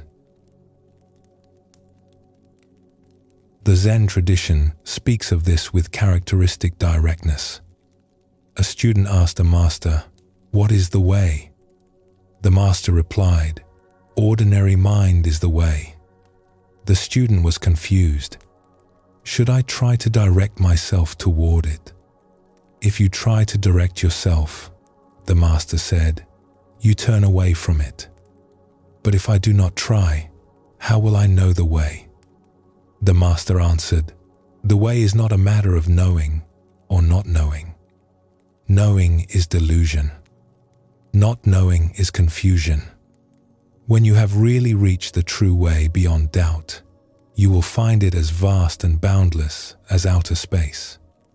How can this be discussed at the level of right and wrong? This can sound puzzling at first, but it is pointing to something simple. The ocean is not something the wave achieves by effort. The wave is already ocean. Any effort to become ocean is based on the false belief that the wave is not already ocean. The trying itself reinforces the illusion of separation. So what is the wave to do? Perhaps nothing. Perhaps simply relax. Perhaps simply notice what is already true. There is a tendency in spiritual seeking to make awakening into another project, another thing to achieve, another way to become a better wave. We read books about enlightenment and try to practice our way toward it. We measure our progress. We compare ourselves to others. We wonder why we have not yet arrived. But the teachers gently remind us that there is nowhere to arrive. We are already home. We have never left home. The sense of being far from home is itself a kind of dream, a forgetting so deep that it feels like reality. One beloved teacher used to ask his students a simple question: who is aware of this moment? Not what are you aware of? Not what are you thinking or feeling? But who is aware? What is this awareness itself? When we turn attention in this direction, something interesting happens. We look for the one who is aware, and we cannot find them. We look for the center of awareness, the self who is having all these experiences, and there is nothing solid there. There is just awareness, open and clear, containing everything without being touched by anything. This is what the teachers mean by emptiness. Not a void, not a blank nothing, but an absence of the solid, separate self we thought we were. The wave looks for its essential waveness and finds only water. And yet, this emptiness is not cold or dead. It is alive. It knows. It is aware. There is a radiance to it, a quality of wakefulness that perceives everything without grasping anything. The teachers sometimes call this luminosity, the knowing quality of awareness itself. Form is emptiness, and emptiness is form. The wave is water, and the water waves. They are not two. Perhaps you have had a glimpse of this in your own experience. A moment when the boundaries softened, when the sense of being separate faded into the background, and what remained was simply this. Simply here. Simply aware. Simply at rest. It may have happened in nature, surrounded by beauty that temporarily dissolved the one who was looking. Perhaps you were walking in a forest, and the quality of light through the leaves was so perfect that something in you went quiet. Perhaps you were standing at the edge of the sea, watching waves roll in, and for a moment you could not tell where you ended and the world began. Perhaps it was something as simple as watching snow fall in the stillness of a winter evening, each flake drifting down in silence, and suddenly there was no one watching, just the watching itself. It may have happened in love, when the heart opened so completely that there was no longer a clear line between self and other. Holding a newborn child, perhaps, or looking into the eyes of someone who has loved you for many years, or even a moment with a stranger, an unexpected connection, a glance across a crowded room that somehow held more intimacy than words could express. It may have happened in stillness, in silence, in moments of unexpected peace, waking in the middle of the night to a quiet so complete that it felt like a presence. Sitting alone at the end of a long day, too tired to think, and finding that the tiredness had cleared a space for something gentle to enter. Or perhaps in the midst of ordinary activity, washing dishes or walking down a familiar street, when suddenly the ordinary became extraordinary, and everything was simply itself, luminous and complete. These glimpses are not special spiritual achievements. They are simply moments when the natural state shines through, when the cloud cover parts and the sun that was always there becomes visible again. The invitation of the contemplative path is not to create these moments through effort, but to notice them when they come, to recognize them, to trust them, and to allow, gradually, gently, the sense of being a solid, separate self to relax. Not to destroy the self, but to hold it more lightly, to see it for what it is, a useful pattern, a temporary form, a wave that has never stopped being ocean. When the wave remembers it is water, something shifts. Not in the outer circumstances of life, but in the felt sense of what we are. The fear that comes from feeling separate begins to soften. The loneliness that aches at the heart begins to ease. Not because we have found something new, but because we have recognized something that was always here. We still function as individuals. We still have names and histories and personalities. The wave does not disappear when it remembers the ocean. It continues to rise and fall, to move across the water, to have its brief and beautiful existence. But it no longer feels isolated. It no longer fears its own dissolution. It knows that what it truly is cannot be destroyed, because what it truly is was never born. This is the peace that passes understanding. Not a peace that depends on things going well, but a peace that abides even in difficulty. Not a peace we manufacture, but a peace we discover, hidden in the depths of what we are. An ancient verse puts it beautifully. Like waves on the ocean, like clouds in the sky, all appearances arise and dissolve in the vastness of awareness. We are that vastness. We have always been that vastness. The wave remembering the ocean is simply awareness recognizing itself. So as you rest here, listening, breathing, simply being, know that what you are cannot be lost. The wave may rise and fall. The form may change. The story of who you are may shift and transform over the years. But the ocean remains. The awareness in which everything appears remains. The water of which all waves are made remains. This is not something you need to believe. It is not a philosophy to adopt or a doctrine to accept on faith. It is something you can sense if you grow quiet enough. It is something you can taste in moments when the busy mind takes a rest.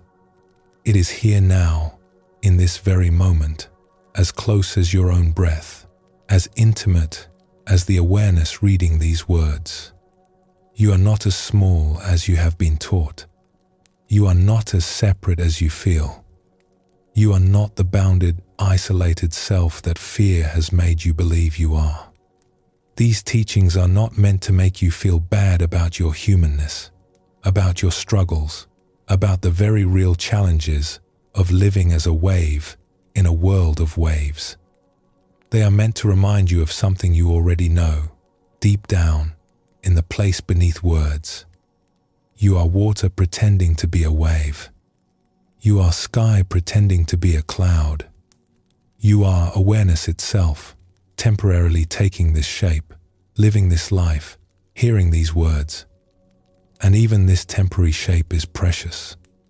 Even this brief form is beautiful. The wave does not need to deny itself in order to remember the ocean. It does not need to stop being a wave or pretend that waves do not matter. It simply needs to relax its grip on the illusion of separation and recognize what has been true all along. The ocean is here. It has always been here. It was here before you were born into this form. It will be here when this form releases back into the vastness. And you, whatever shape you are taking in this moment, whatever name you carry, whatever story you tell about yourself, are nothing other than that. Rest in this, if you can, not as something to achieve, but as something to settle into, like sinking into warm water, like relaxing into the arms of someone who has always loved you, like coming home after a long, long journey and finding that home was never somewhere else. Let us pause for a moment now, and when you are ready, we will continue together.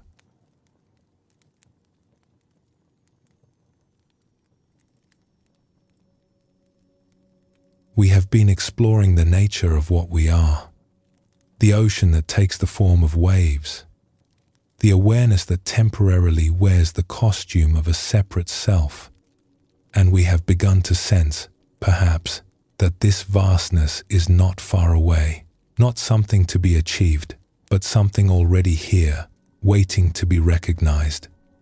But if this is true, why do we spend so much of our lives feeling disconnected from it? Why, if the ocean is always present, do we spend our days feeling like isolated waves, tossed about by circumstances, lost in worry and regret? There is something worth understanding about the nature of our minds, something that explains, with great gentleness, why we wander so far from home, even though home is always right here. The mind is sticky. What do we mean by this? Simply that awareness has a natural tendency to attach itself to whatever arises. A thought appears, and awareness gloms onto it, follows it, gets absorbed in it. An emotion arises, and we become that emotion, identified with it, lost in its story. A sound occurs, and we reach out to grasp it, to name it, to fit it into our understanding. This stickiness is not a flaw. It is simply how minds work. It is part of what allowed our ancestors to survive, to focus on what mattered, to learn and remember and plan. The ability of awareness to attach to objects and follow them is a remarkable capacity. But it has a shadow side. When awareness sticks to thoughts, we forget that we are awareness. We become the thought instead. When awareness sticks to emotions, we become the emotion. When awareness sticks to the story of who we are, we become that story, and the vast open space in which the story appears is forgotten entirely. One teacher described it this way. He said that the thinking mind is always latching onto something. It reaches out through the senses to catch hold of a particular sight or sound. Or it conjures up a memory from the past, something that happened years ago, and suddenly we are living in that memory as if it were happening now. Or it imagines something in the future, a conversation we might have, a problem that might arise, and we find ourselves reacting to this imagined future as if it were real. The mind is always busy, he said, always taking hold of something, always reaching out and grasping. And so we live, much of the time, in a kind of dream. Not the dream of sleep, but a waking dream. A dream made of thoughts. Have you ever had the experience of suddenly coming to and realizing you have been completely lost in thought? It is a curious feeling. One moment, you are somewhere else entirely, absorbed in a mental world, and then suddenly you are back here, in your body, in this room, in this moment. Perhaps you were driving somewhere familiar, a route you have taken many times, and you arrived at your destination with little memory of the journey. Your body was steering the car, stopping at red lights, navigating turns, but you were somewhere else entirely. You were in your thoughts, living in a mental world, replaying a conversation or planning for the future, while the real world passed by your windows unnoticed. Or perhaps you were in conversation with someone. They were speaking, and you were nodding at the right moments, making appropriate sounds of agreement or interest, but actually, you were not there at all. Part of you was thinking about something else, planning what you would say next, replaying something that happened earlier in the day, worrying about something yet to come. The person in front of you was sharing something, perhaps something important to them, but you were in the movie of your own mind. Or perhaps you were eating a meal, and suddenly you looked down and the plate was empty, but you could not remember tasting any of it. Your hand had lifted the fork, your mouth had chewed, your throat had swallowed, but you had been absent for the whole experience. Lost in thought, missing your own life. This is so common that we hardly notice it. It is the water we swim in. We assume this is just how life is. This constant drifting away into thought. This living in our heads while our bodies move through the world on autopilot. But there is another way to be. Moments when we are simply here, fully present, not lost in the mental commentary. Moments when the stickiness releases and we find ourselves in direct contact with life as it is actually happening. These moments feel different. They feel more vivid, more alive, more real. The teachers point to this difference again and again. They invite us to notice the contrast between being lost in thought and being present. Not to judge the lost moments, but simply to recognize them for what they are. A kind of trance, a kind of sleep, a kind of forgetting. There is an image that can help us understand what happens when awareness gets sticky. Imagine that you are sitting in a movie theater. The lights have gone down. The room is dark except for the glow from the screen. You have settled into your seat, your attention drawn forward to the bright rectangle where a story is about to unfold. And then the movie begins. Characters appear. They have faces and voices and personalities. They live in a world that looks real, sounds real, feels real. There are situations, conflicts, moments of tension and release.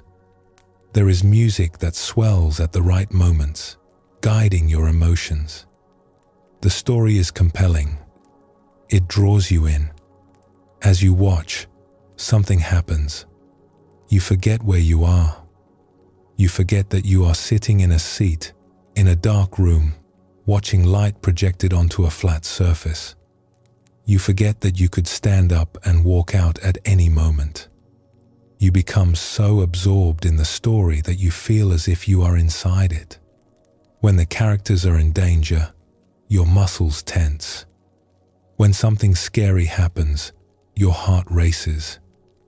When something sad happens, tears come to your eyes. When something beautiful happens, your breath catches. The story has become your reality. The movie has swallowed you whole. This is what happens with thoughts. The mind projects a continuous movie onto the screen of awareness, and we watch it so intently that we forget we are watching. We become lost in the story. We identify with the characters, especially the one called me.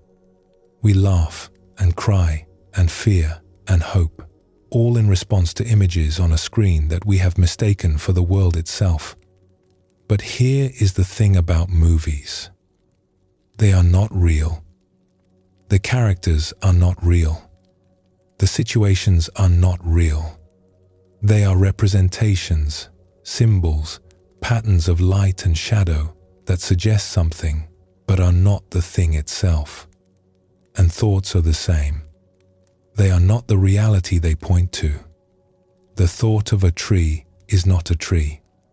The thought of a person is not that person. The thought of yourself is not you. Thoughts are like maps, and maps are useful, but the map is never the territory. When awareness unsticks from thought, even for a moment, we step out of the movie theater and into the actual world. We discover that we have been living in a representation of reality rather than reality itself. And the actual world, when we meet it directly, is far more vivid, far more mysterious, far more alive than any movie could ever be. Let us explore a story that points to what happens when we lose ourselves in our own inner world and forget to pay attention to what is actually happening around us. Once there was a man who lived in a small dwelling in the countryside, in a row of similar dwellings that shared thin walls. He was a solitary sort, content with his own company, devoted to his hobbies and interests. Chief among these was his musical instrument, a rather loud one, with a droning, piercing quality that could be heard for quite a distance. He practiced for many hours each day, often late into the night. The music he made was deeply meaningful to him, a source of great satisfaction and pride. Now, on one side of his dwelling lived a young man, and on the other side lived an elderly woman. The walls between them were thin, as walls often are in such arrangements.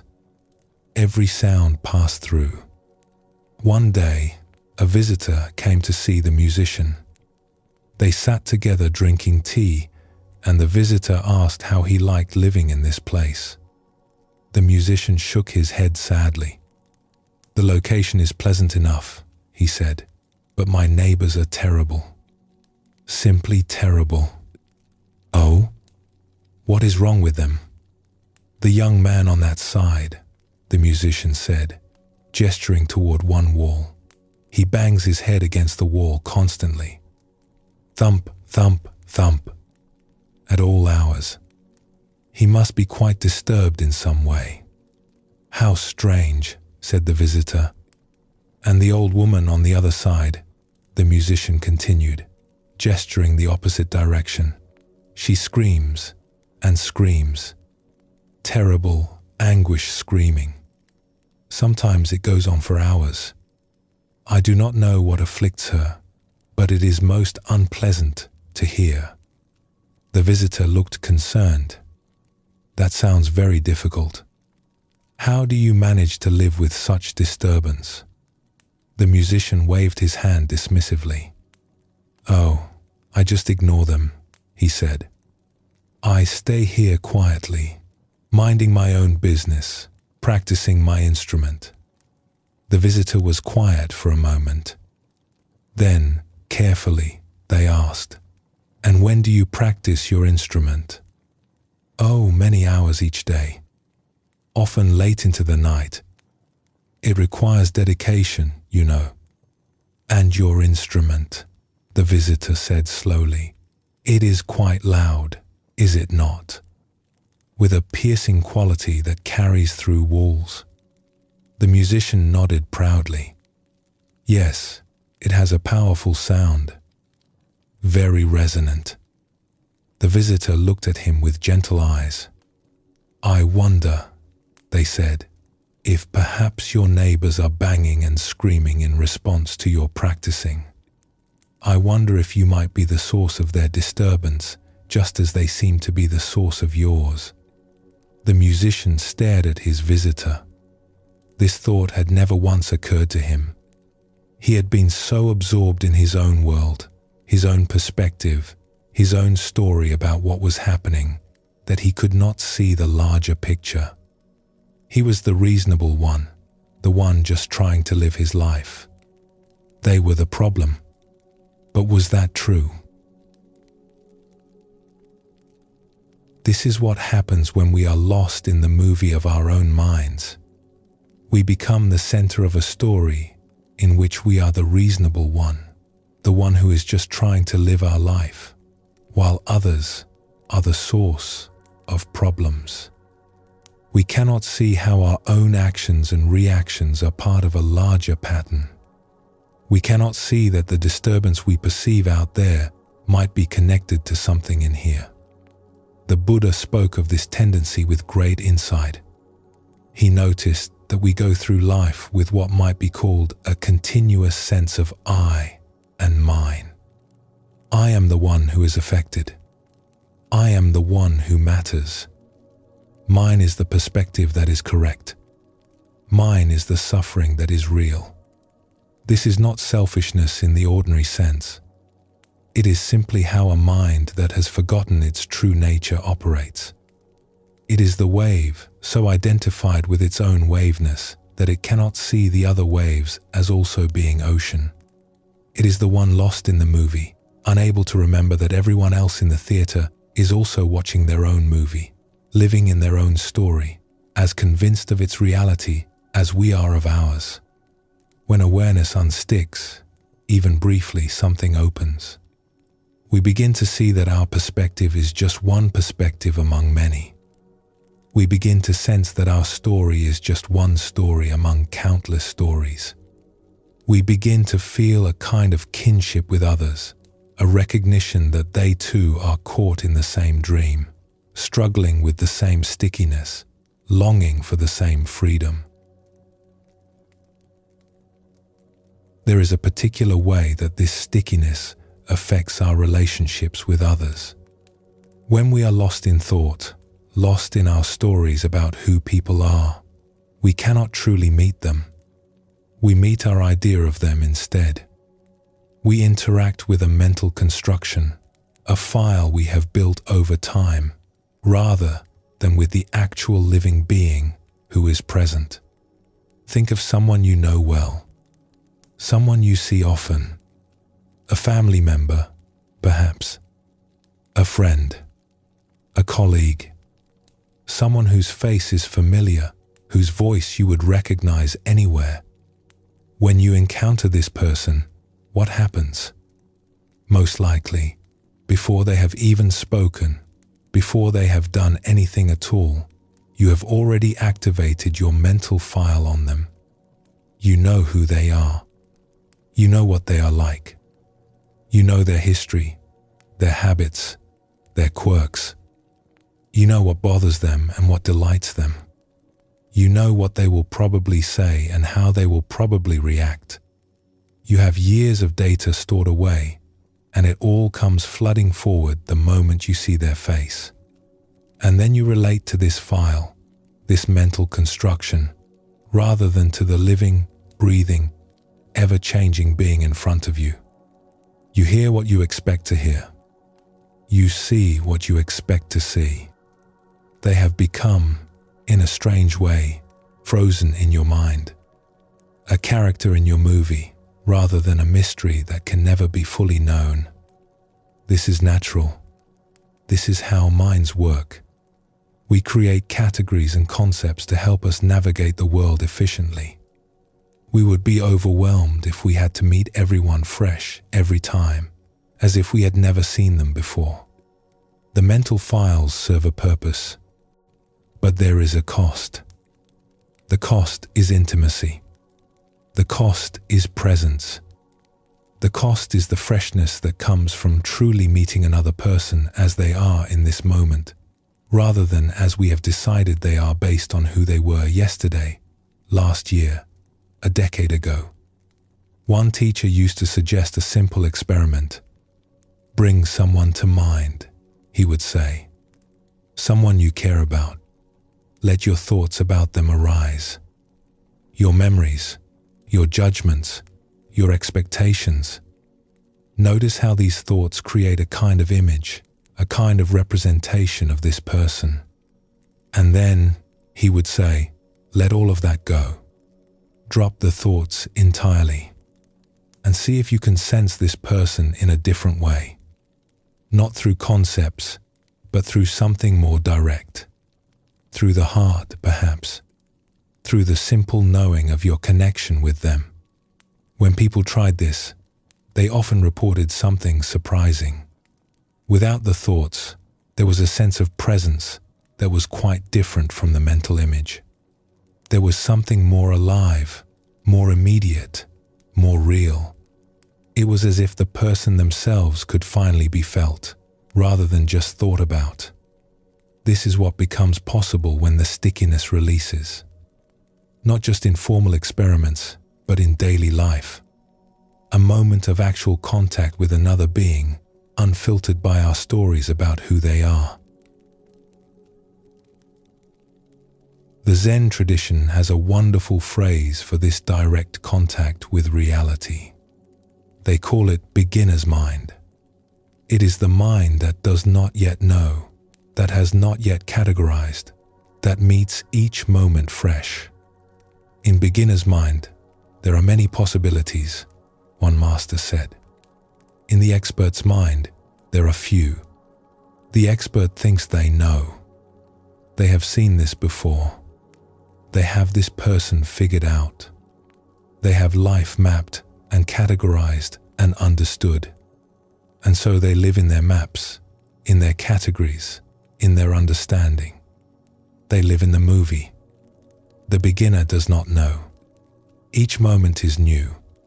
Each person is a mystery. Each situation is unprecedented.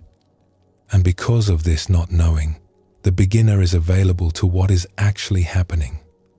They can be surprised. They can learn. They can meet life on its own terms, rather than forcing it into predetermined boxes. We were all beginners once.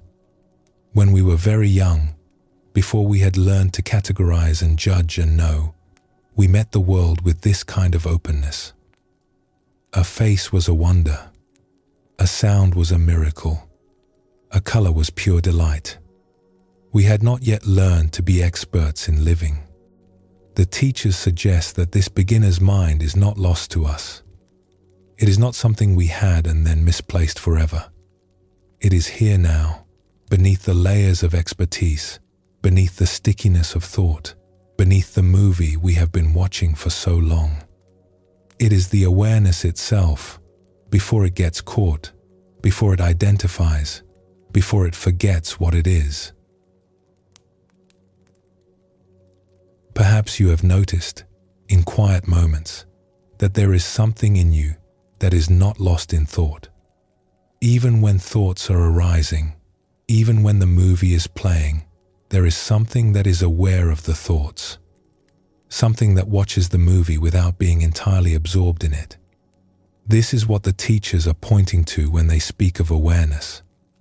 not the contents of awareness, not the thoughts and emotions and sensations, but awareness itself, the knowing quality, the open space in which everything appears. There is a story about a student who came to a teacher with this very question. The student had been practicing for some time, sitting in silence, watching the breath, trying to quiet the mind. But no matter how hard they tried, thoughts kept arising, an endless stream of them. "Teacher," the student said, "I cannot stop my thoughts. I sit, and still they come. Thoughts about the past, thoughts about the future, thoughts about whether I am doing this right, thoughts about thoughts. I am failing at this practice." The teacher smiled gently. "Tell me," she said, "when you notice that you have been lost in thought, who is it that notices?" The student paused. "I do, I suppose." "And this one who notices," the teacher continued, "is this one also a thought?" The student considered this carefully. "No," they said slowly. "The noticing itself is not a thought. It is something else." "Yes," the teacher said, "that something else is what you are looking for.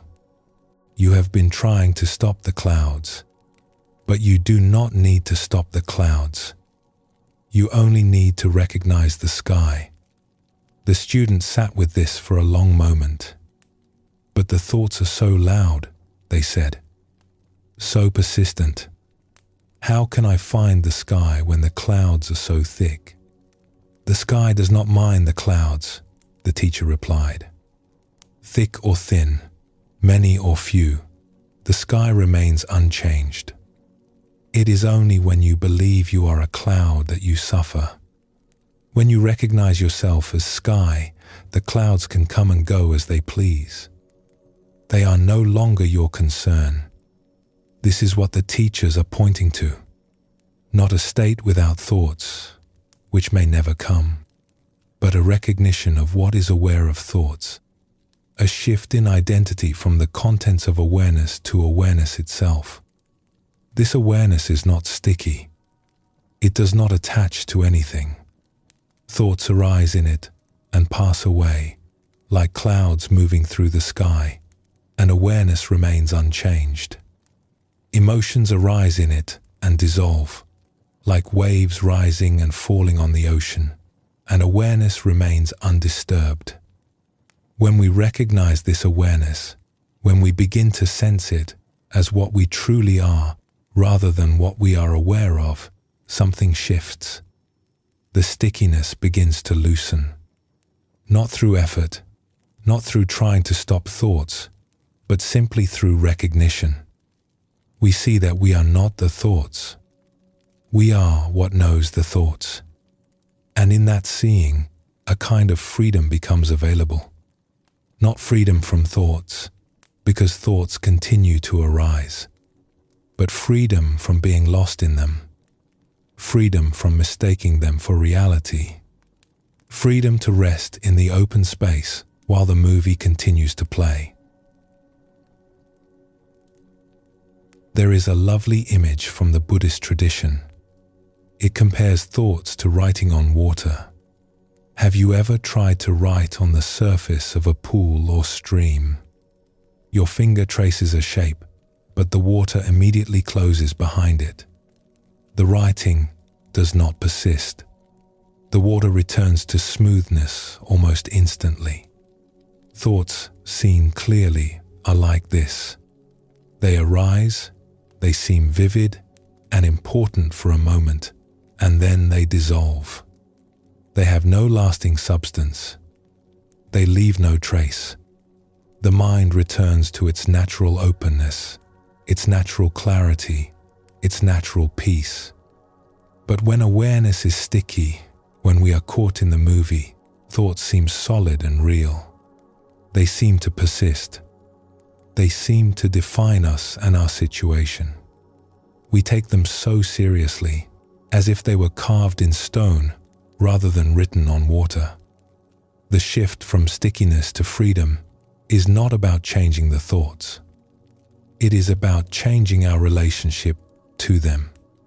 It is about recognizing their water-like nature, their arising and passing, their lack of ultimate substance. It is about trusting the openness that remains when any particular thought has dissolved. As we rest here together, perhaps you can sense something of this. The thoughts that have been arising as you listen, where are they now? The thoughts from a moment ago, from a minute ago, from the beginning of this reflection, where have they gone? They wrote themselves on the water of awareness and then vanished, leaving no trace. You might try to recall what you were thinking about 5 minutes ago. Perhaps you can retrieve some fragment, some echo. But the thought itself, the actual thinking that happened in that moment, is gone. It arose, it seemed important, or interesting, or worrying for a brief time, and then it dissolved back into the nothing from which it came. And yet awareness remains. You remain. The knowing in which everything appears has not been diminished by the passing of thoughts. It has not been marked or stained by any of them. 1,000,000 thoughts could arise and pass away, and still awareness would be here, unchanged, unharmed, as open and clear as it ever was. This is your true nature. Not the sticky mind that gets lost in movies. Not the expert who thinks they know everything about everyone. Not the character in the drama who takes everything so personally. But this open, clear, knowing space that welcomes everything and holds on to nothing. That allows all things to arise and all things to pass. That remains at peace no matter what stories are playing on the screen. The stickiness will return.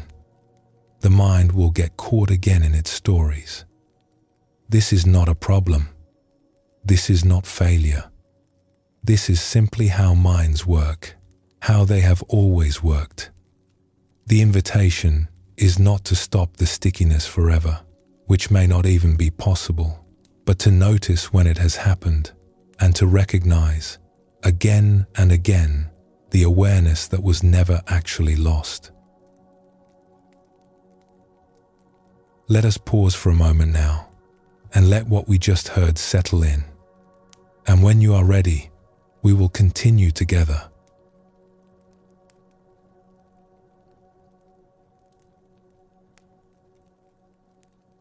We have been exploring the nature of this sticky mind, how it latches onto thoughts and carries us away into movies of its own making. And we have begun to sense that there is something else here. Something that is not caught in the movie, something that remains open and clear even when thoughts are swirling. Now we come to a deeper question, a question that has been asked by seekers for thousands of years, in many different lands, in many different ways. It is perhaps the most important question we can ask. Who is aware? Not what are you aware of? Not what thoughts are arising or what emotions are present or what sensations are happening in the body. But who is aware of all this? What is this awareness itself? The teachers invite us to turn attention around.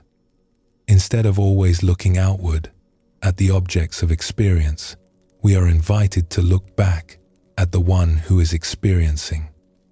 Instead of watching the movie, we are invited to look at the one who is watching.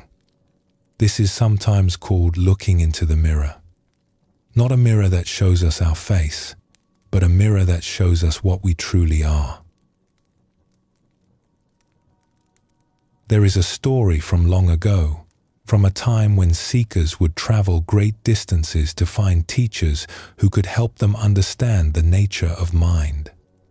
It is a story about a young man who was deeply troubled, and an old sage who lived alone in a cave in the mountains.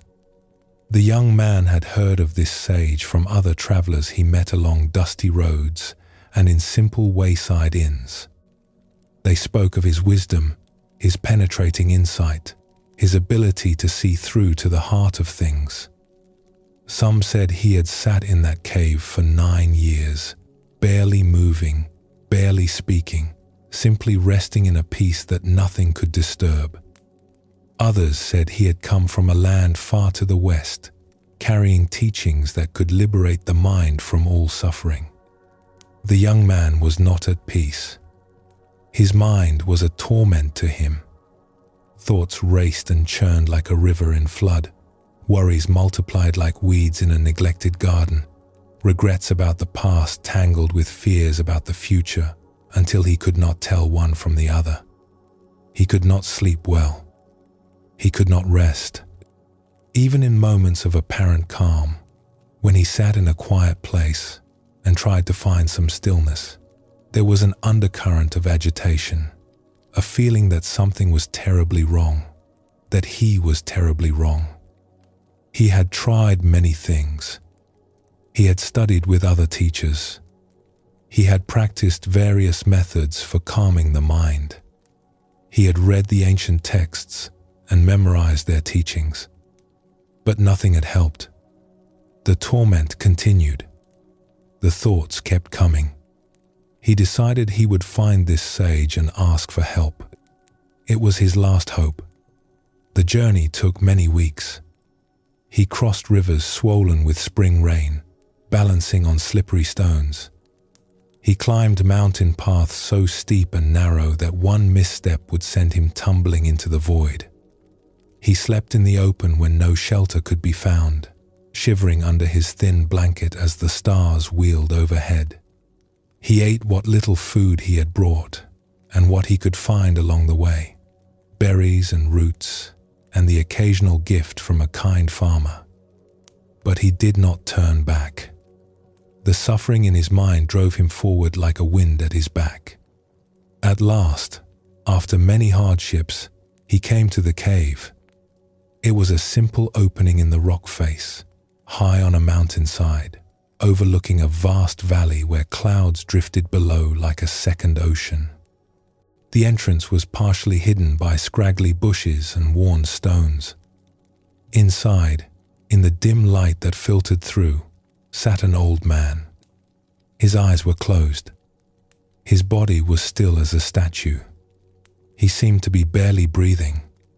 His face was weathered by years of sun and wind, but there was a quality of peace in his features that the young man had never seen before. It was as if this old man had found something that others spent their whole lives seeking and never found. The young man waited at the entrance of the cave. He did not want to disturb the sage's meditation. But after some time, the old man's eyes opened. They were clear and bright, like mountain pools. He looked at the young man without surprise, as if he had been expecting him.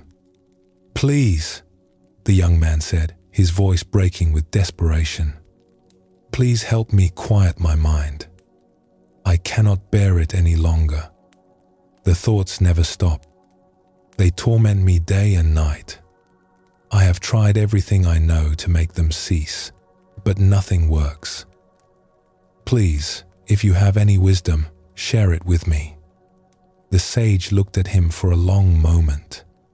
His face was calm, compassionate, untroubled by the young man's distress. "Bring me your mind," the sage said quietly. "Bring me this mind that troubles you so, and I will quiet it for you." The young man was startled by this response. Bring his mind? What did that mean? How could he bring his mind to someone? "I do not understand," he said. "How can I bring you my mind?" "Go and look for it," the sage replied. "Find this mind that is causing you such suffering. When you have found it, bring it to me." The young man sat down at the entrance of the cave. He turned his attention inward, searching for this mind that had tormented him for so long. He looked for the thoughts, but when he looked, they seemed to dissolve. He looked for the thinker behind the thoughts, but he could not find anyone there. He looked for the one who was suffering, but all he found was looking itself. He searched and searched.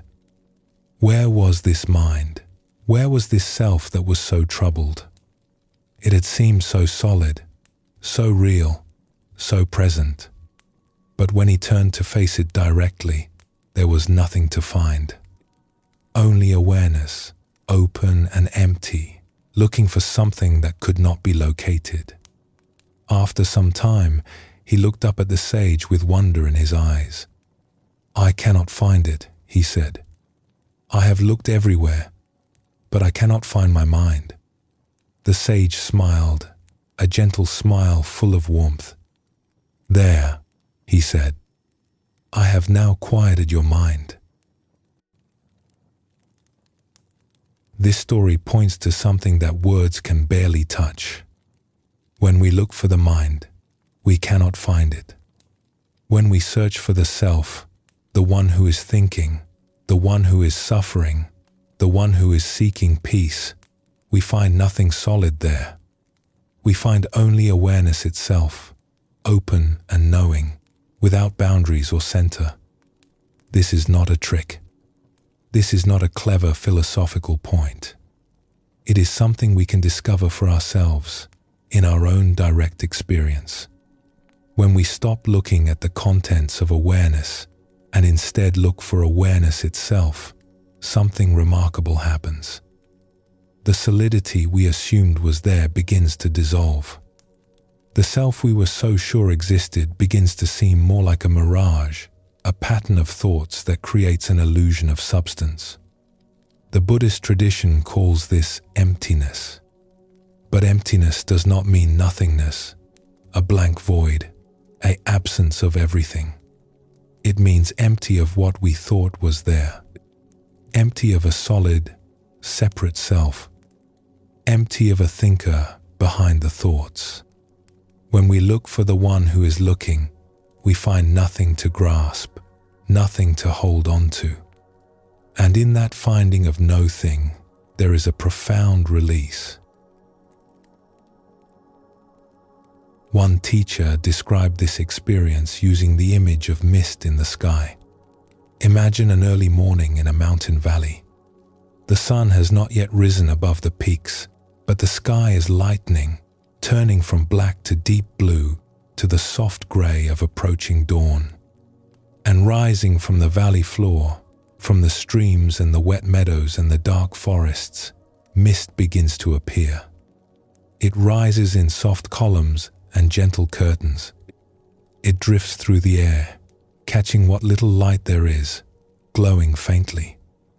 It has a certain form, a certain density. You can see it move and shift and change, carried by currents of air too subtle to feel. For a time, it seems substantial, almost solid, a presence in the world. And then the sun rises. Golden light spills over the mountain peaks and pours down into the valley. And in that warmth, the mist begins to disappear. It thins and fades. It loses its form. Where once there were dense curtains of white, now there is only clear air. Where once the mist seemed so real, so present, now there is nothing but the vast blue sky. Where did the mist come from? We might say it came from the water in the valley, evaporating in the cool night air. But where did it really come from? And where did it go? If you search for the mist after it has dissolved, you will not find it anywhere. It has returned to the space that was always there, the space that held it while it appeared and remained unchanged when it vanished. Thoughts are like this mist. They arise in the space of awareness. They seem substantial for a moment, real and important, demanding our attention. They move and shift and create patterns. Sometimes they seem dense and overwhelming, like fog so thick we cannot see our hand in front of our face. And then, in the light of attention, in the warmth of awareness, they dissolve, leaving no trace. The awareness that held them remains, clear and open, untouched by their coming and going. This is what the ancient texts mean when they say that thoughts are empty. They have no solid core. They have no permanent existence. They are like writing on water, like drawings in the air, like footprints of birds in the sky. You can see the bird fly past. You can watch its wings move through the air. But look for the path it has traveled, and you will find nothing there. The sky holds no record of the flight. The air closes behind the wings as if they had never passed. When we look back at our own thoughts, we find this same quality. Where did that thought come from? We cannot say. Where did it go? We cannot find it. What remains when the thought has passed? Just this open, clear awareness, unchanged, untroubled, at peace. There was once a seeker who traveled to visit a teacher known for her clarity. The seeker had many questions, many things she wanted to understand. She had read books and attended lectures and practiced various techniques. She had sat in silence for hours, watching her breath, trying to quiet her thoughts. She had studied the ancient texts, memorizing their words, pondering their meanings. But still something eluded her. She felt she had not touched the truth that the teachings pointed to. It remained abstract, conceptual, always just out of reach. When she arrived at the teacher's dwelling, a modest house, at the edge of a small village, the teacher welcomed her kindly and offered her tea. They sat together in a simple room with white walls and wooden floors. Sunlight fell through the window in golden bars. The sounds of birds came from the garden outside, and somewhere in the distance, a dog barked once and then was silent. The seeker noticed that the teacher moved with a particular quality of presence. When she poured the tea, she poured the tea. When she sat, she sat. There was no sense of distraction, no feeling that her mind was elsewhere. She was simply here, doing what she was doing, fully and completely. "I have come to ask about the nature of mind," the seeker said, setting down her teacup. "I have studied and practiced for many years, but I still do not understand. When the teachings speak of awareness, of emptiness, of the true self, I do not know what they mean. I hear the words, I can repeat them, I can even explain them to others, but I cannot find what they point to in my own experience. It is as if everyone is pointing at the moon, and I can only see their fingers." The teacher nodded, her eyes warm with understanding. "This is a common difficulty," she said. "Perhaps the most common of all. We hear the words and try to grasp them with the thinking mind. We try to understand awareness as if it were another object to be known, another concept to be learned. But awareness is not an object. It is what knows all objects. It cannot be seen as a thing because it is not a thing. It is what is seeing. Then how can I find it?" The seeker asked, leaning forward. "How can I know what cannot be seen? How can I find what is doing the finding?" "Look at me," the teacher said. "Right now, in this moment, look at my face." The seeker looked. She saw the teacher's eyes, dark and clear. She saw the lines that time had etched around her mouth. She saw the grey in her hair, the particular shape of her nose, the way the light fell across her cheek. "Now," the teacher continued, her voice soft, "notice that you are seeing. There is seeing happening. Not you doing the seeing, but seeing itself, present and alive. Colors are appearing, shapes are forming, the image of my face is arising. Seeing is present. Can you notice that? Not what is seen, but that there is seeing. Yes, the seeker said slowly. Yes, I think so. Now, without looking away from my face, without moving your eyes, see if you can notice what is seeing. Not the object being seen, but the seeing itself. Not what is looked at, but what is looking. The seeker tried. Her eyes remained on the teacher's face, but her attention shifted somehow. She was no longer focused on the features before her, but on something else. Something harder to name. What do you find? The teacher asked gently. The seeker was quiet for a moment. I find nothing. I mean, I cannot find a thing. There is just openness, just knowing, but no thing that is knowing. Yes, the teacher said, smiling. That is it. That openness, that knowing without a knower, that is what the teachings point to. It is not far away.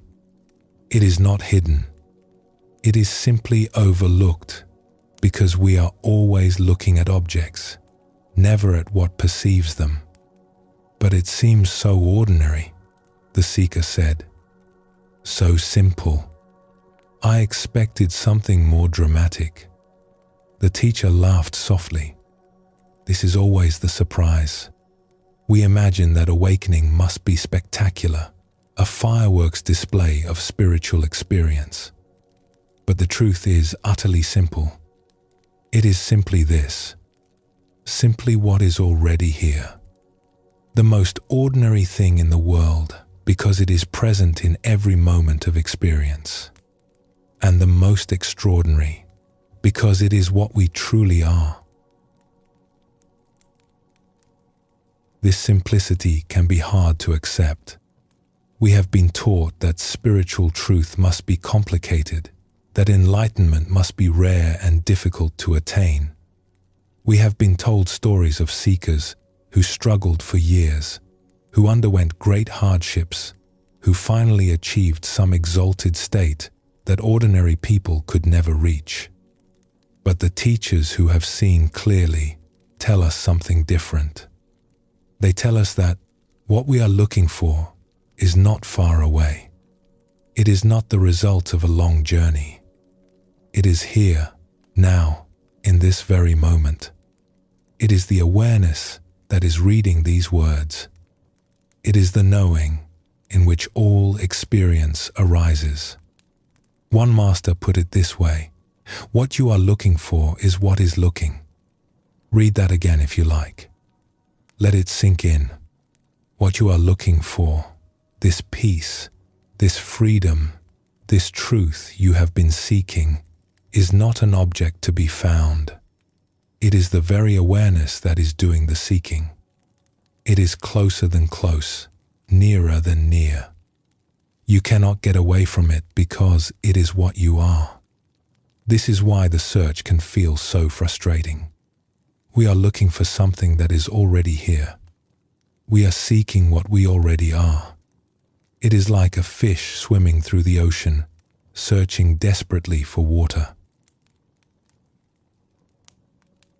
The ancient teachings use many images to point to this truth. They speak of the sky and the clouds.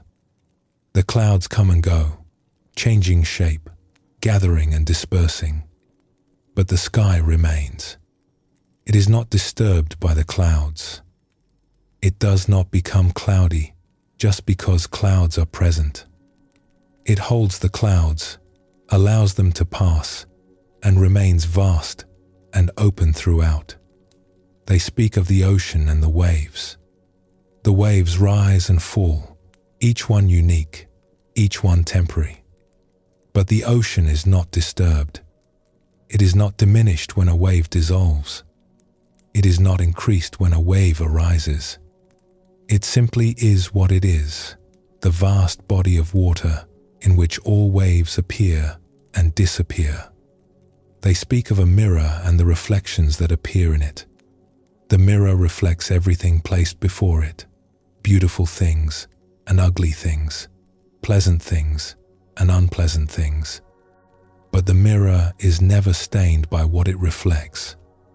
It remains clear and unmarked, simply showing what is there, without grasping or rejecting anything. Awareness is like this. It is the sky in which all mental clouds appear. It is the ocean from which all waves of thought and emotion arise. It is the mirror that reflects all experience without being changed by any of it. And this awareness is not something other than us. It is what we most fundamentally are. You might wonder what happens when we recognize this. What changes when we see that we are the sky and not the clouds? What shifts when we know ourselves as the ocean and not just the waves? Is life different? Does suffering end? Do we walk through our days in some kind of permanent bliss? The honest answer is nothing and everything. Nothing changes in the sense that awareness has always been what we are. We do not become something new. We do not gain something we lacked. We do not travel to a new place or achieve a new state. The sky was always present, even when we thought we were clouds. The ocean was always there, even when we identified as waves. Recognition is not creation. It is simply seeing what was always true. The thoughts continue to arise. The emotions continue to move through. The body continues to feel what it feels. Life continues to bring its mixture of pleasant and unpleasant, easy and difficult, light and shadow. Nothing stops. Nothing is eliminated. The contents of experience go on as they always have. And everything changes in the sense that suffering loses its grip. When we know ourselves as the sky, the clouds can come and go without disturbing our peace. We watch them drift past with a kind of tender interest, but we do not feel that we are being attacked when a dark cloud appears. When we know ourselves as the ocean, the waves can rise and fall without threatening our existence. We feel them move through us, but we do not fear that we will be destroyed when a large wave comes. The contents of experience continue, but we are no longer at their mercy. We are no longer fighting against the flow of life. This does not mean we become cold or detached, indifferent to life and its joys and sorrows. Quite the opposite.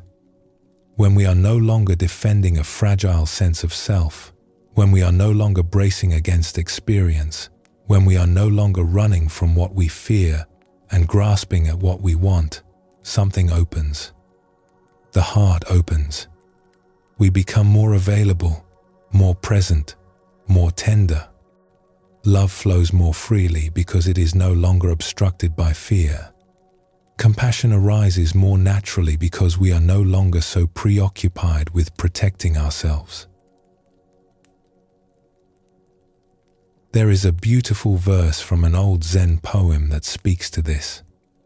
It says, "All beings are Buddha nature, just as ice is water. Apart from water, there is no ice.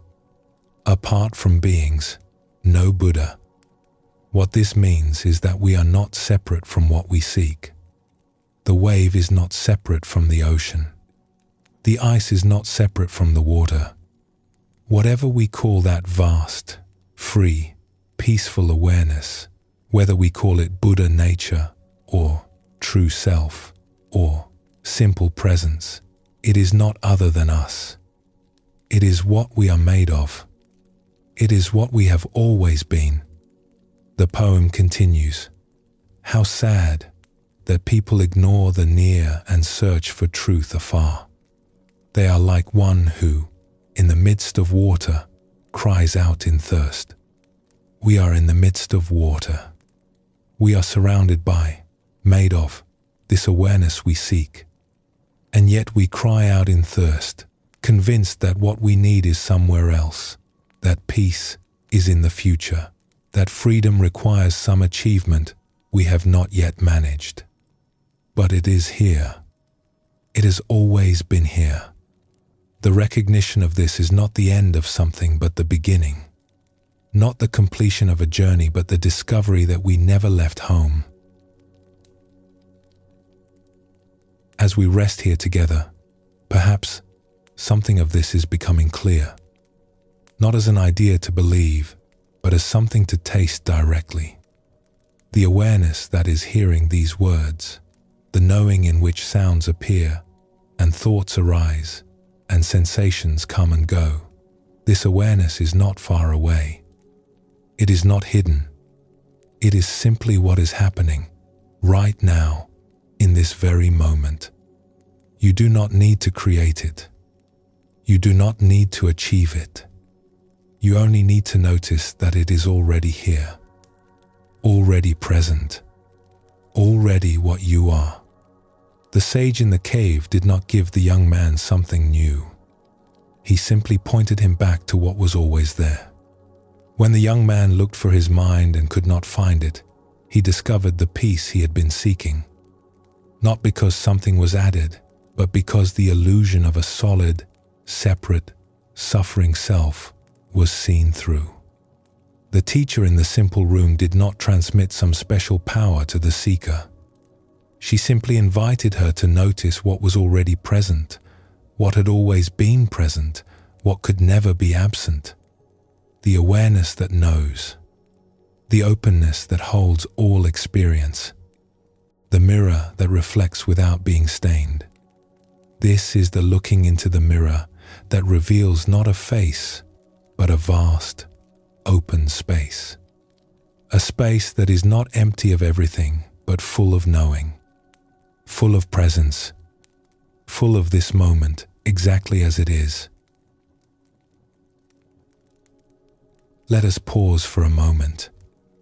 Let your body relax, and when you are ready, we will continue together.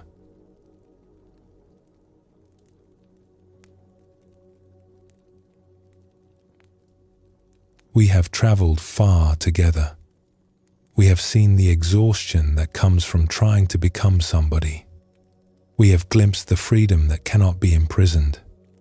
We have sensed the mystery beneath our certainties and remembered the ocean that we never stop being. We have noticed how the mind gets sticky, how it carries us away into movies of its own making. And we have looked into the mirror and found not a solid self, but an open, clear awareness that holds everything and clings to nothing. Now we come to the heart of it all, the simplest truth, the one that has been waiting for us since the beginning. Nothing is missing.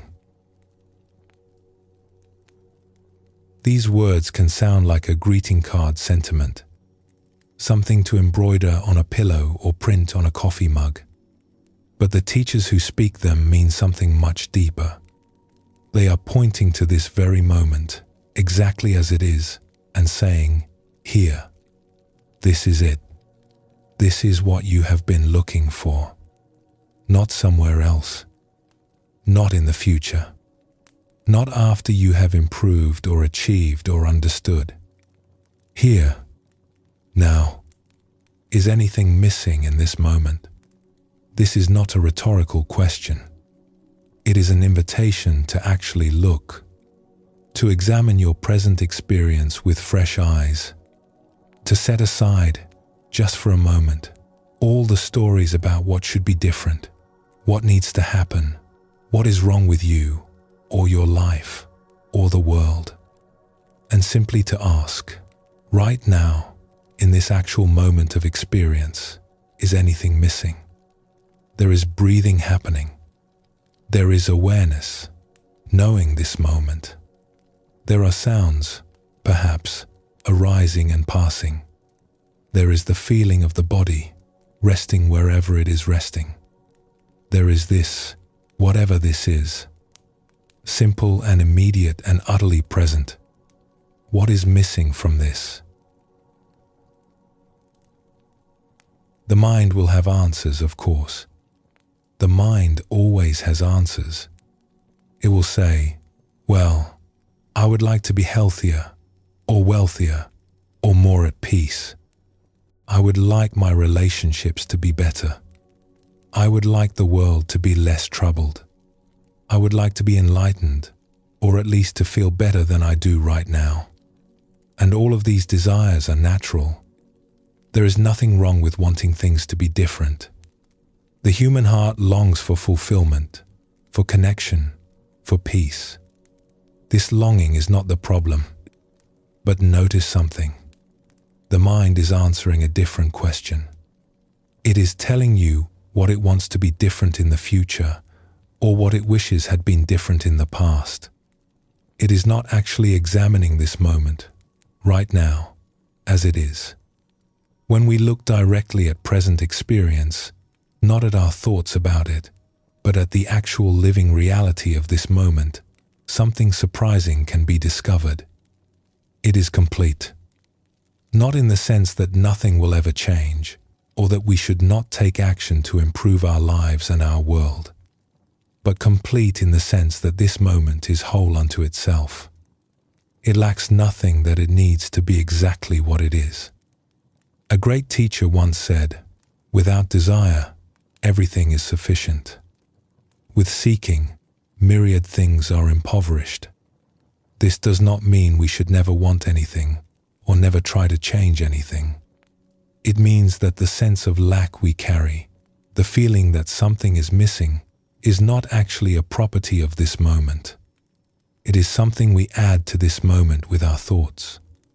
When the thoughts of lack fall away, even for a second, we find ourselves resting in a completeness that was always here. There is a story about a practitioner who went on a long retreat, hoping to find the peace that had eluded them for so many years. They had read all the right books, studied the ancient texts, memorized the teachings until they could recite them in their sleep. They had studied with respected teachers, traveling to distant places to sit at their feet and receive their wisdom. They understood, intellectually, what the teachings were pointing to. They could explain it to others with clarity and conviction, but they had not tasted it for themselves. It remained an idea, a concept, something they believed in but did not know directly. On this retreat, which took place at a small center in the mountains, far from the distractions of daily life, they practiced diligently. They rose before dawn and sat in the meditation hall as the first light crept over the peaks. They watched the breath, counting inhalations and exhalations, noting the arising and passing of thoughts like a scientist observing specimens. They followed the instructions carefully, applying the techniques they had learned with precision and dedication. And they tried very hard to experience emptiness. They tried to see through the illusion of self. They tried to touch the freedom that the teachers described in such beautiful terms. They strained toward awakening as if it were a destination they could reach through sheer force of will. But the harder they tried, the more frustrated they became. Their mind did not quiet. If anything, it seemed busier than ever, filled with thoughts about whether they were doing the practice correctly, comparisons with how others seemed to be progressing, fantasies about what enlightenment would feel like when it finally arrived. Their sense of self did not dissolve. It seemed to grow stronger, more defended, more desperate. Emptiness remained a word on a page, not a living experience. They began to despair. Perhaps they were not suited for this path. Perhaps there was something fundamentally wrong with them, some defect that prevented them from awakening. Perhaps enlightenment was for other people, special people, not ordinary people like them. One evening, after several days of this struggle, they sat alone in the meditation hall. The others had gone to bed, tired from the day's practice.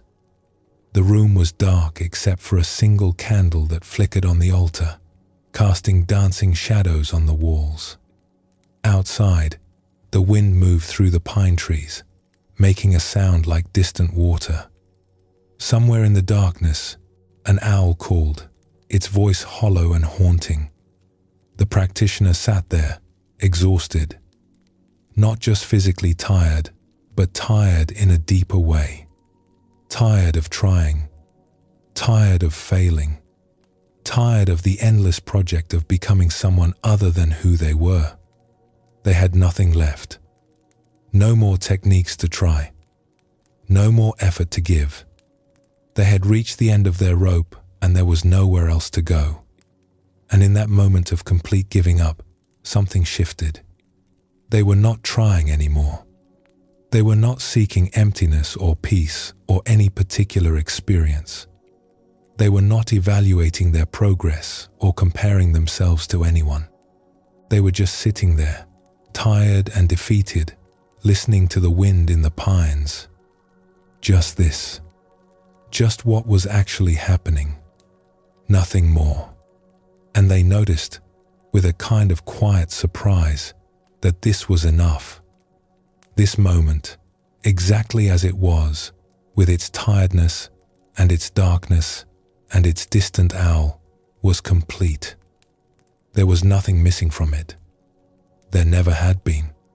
The peace they had been seeking was not somewhere else. It was not a result of proper technique or sufficient effort. It was here, in the simple fact of being present. It was what remained when they stopped trying to get somewhere different from where they already were. They laughed softly to themselves in the dark room. All that seeking, all that effort, and what they wanted had been here the whole time, patiently waiting for them to stop running past it.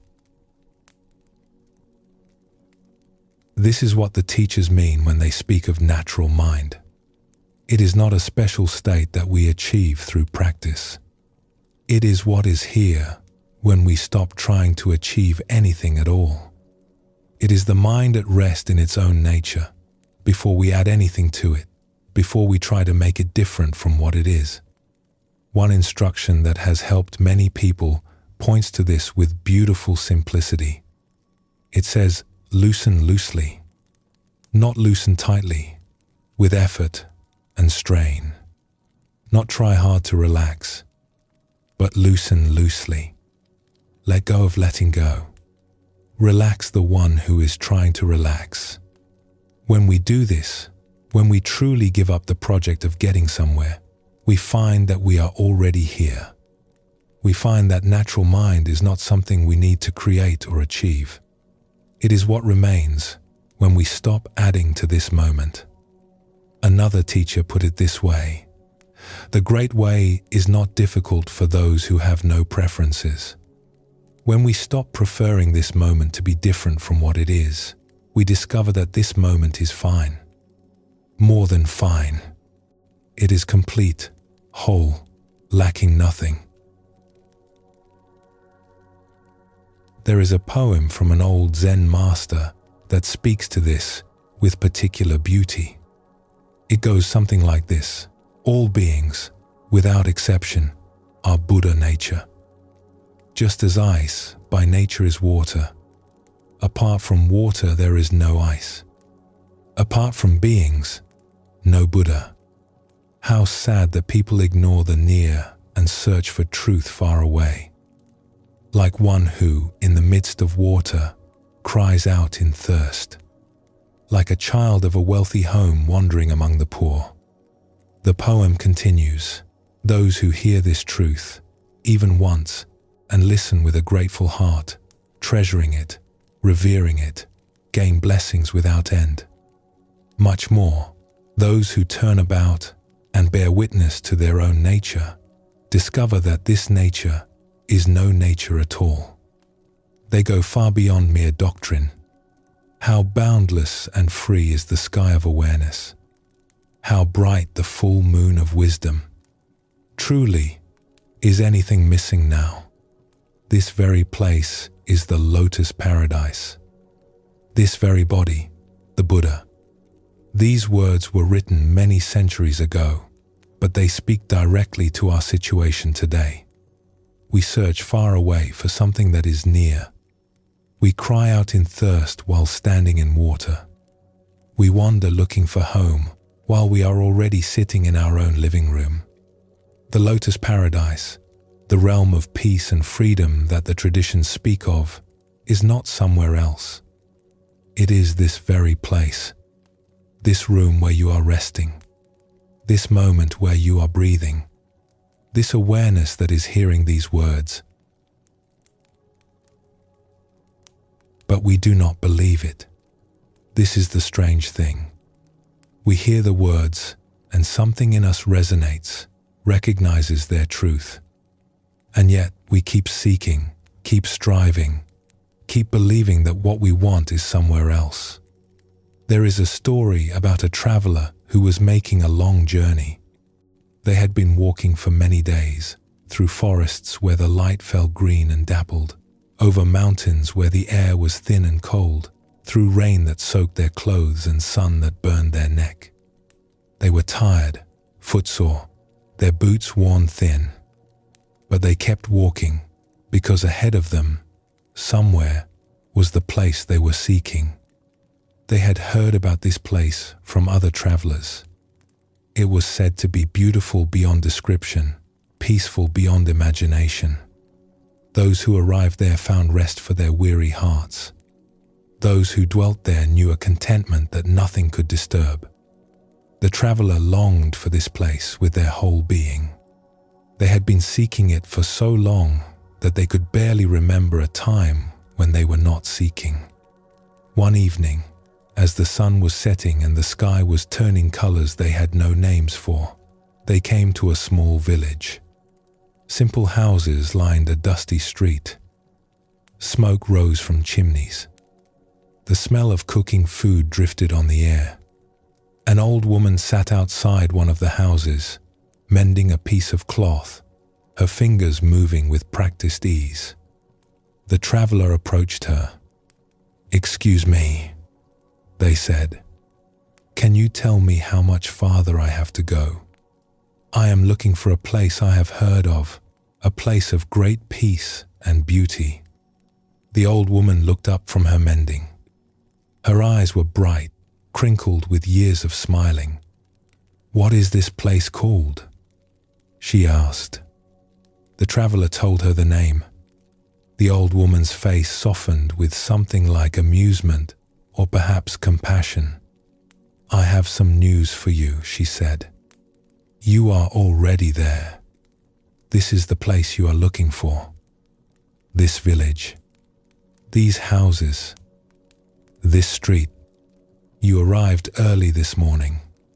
You have been walking in circles all day, passing through again and again, without recognizing where you were." The traveler stared at her. They looked around at the village with new eyes. The small houses with their weathered wood.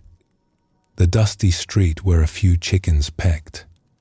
The trees casting long shadows in the evening light. The ordinary people going about their ordinary lives. "But this cannot be right," they said. "I thought it would be more special, more obviously a place of peace. I expected something extraordinary." The old woman set down her mending and looked at the traveler with great kindness. "It is special," she said, "but not in the way you expected. Its specialness is hidden in its ordinariness. Its peace is woven into its simplicity. You were looking for something that would announce itself, that would be impossible to miss, and so you missed the quiet truth that was here all along." The traveler stood there for a long moment as the last light of day faded from the sky. They had been so focused on arriving somewhere else that they had not noticed they had already arrived. They had walked right through paradise and kept going, because paradise did not match their idea of what paradise should look like. "How do I stop?" they asked finally. How do I stop walking past what I am looking for? The old woman smiled. You have already stopped, she said. You are standing still now, asking this question. That is enough. That is the beginning. This is our situation. We are already home. We are already resting in the awareness that the sages have pointed to for thousands of years. We are already Buddha nature, already the vast sky, already the ocean that all waves are made of. But we keep walking. We keep seeking. We keep believing that home is somewhere else, somewhere we have not yet reached, somewhere that will finally match our idea of what home should be. The invitation of the teachings is simply to stop, to look around, to notice where we already are. This moment, with all its ordinariness, with its sounds and sensations, and the simple fact of being alive, this is it. This is the lotus paradise. Not because it matches some fantasy of perfection, but because it is real. It is here. It is what is actually happening. And what is actually happening is always complete. A beloved poet who lived simply in the mountains wrote about this completeness in his own life. He had very little by worldly standards. A small hut, a few possessions, simple food, patched robes that had been mended many times. And yet he wrote, plain vegetables can soothe hunger. A patched robe is enough to cover this old body. Alone I walk with the deer. Joyfully I sing with village children. The stream beneath the cliff cleanses my ears. The pine on the mountaintop fills my heart. He was not writing about deprivation. He was writing about sufficiency. He had discovered that when we stop seeking more, when we stop believing that happiness lies in something we do not yet have, we find that what we have is enough. More than enough. Complete. This does not mean we should all move to the mountains and live in huts. It is not about external circumstances. It is about the inner relationship to our experience. It is about discovering that this moment, whatever its circumstances, is not lacking what it needs to be whole. As we come to the end of this journey together, perhaps something has softened in you. Perhaps something has opened. Or perhaps you are simply resting, and that is enough. The truth that nothing is missing does not need to be grasped or understood. It does not need to be believed. It simply needs to be noticed. And it can be noticed again and again in any moment when we are willing to stop seeking and simply be here. The breath rises and falls. The body rests. Sounds arise and fade away. Thoughts come and go like clouds in the sky of awareness. And through it all, something remains. Something that has always remained. Something that will always remain. This awareness that you are. This presence that you have always been. This simple, ordinary, extraordinary fact of being here, being alive, being aware. Nothing needs to be added to it. Nothing needs to be taken away. It is already whole. It is already complete. It is already enough. You are already enough. An ancient teaching puts it simply, no matter where or how far you wander, the light is only a split second away. It is never too late to recognize the clear light. That light is not far from you. It is not hidden in some secret place. It is the awareness that is reading these words. It is the knowing in which everything appears. It is what you have always been, beneath all the seeking, beneath all the stories of lack, beneath all the effort to become someone other than who you already are. It was here before you began seeking. It will be here long after seeking ends. And it is here now, in this moment, waiting to be recognized. Nothing is missing. Nothing has ever been missing. The search is over, not because you have found something new, but because you have recognized what was always here. Rest in this recognition. Let it settle into your bones. Let it soften the places that have been clenched in seeking. Let it ease the tiredness of the one who has been trying so hard for so long. You are home. You have always been home. And home has been waiting for you, patient and loving, ready to welcome you back whenever you were ready to stop and notice. Sleep well, and thank you for joining us here at Sleepy Monk.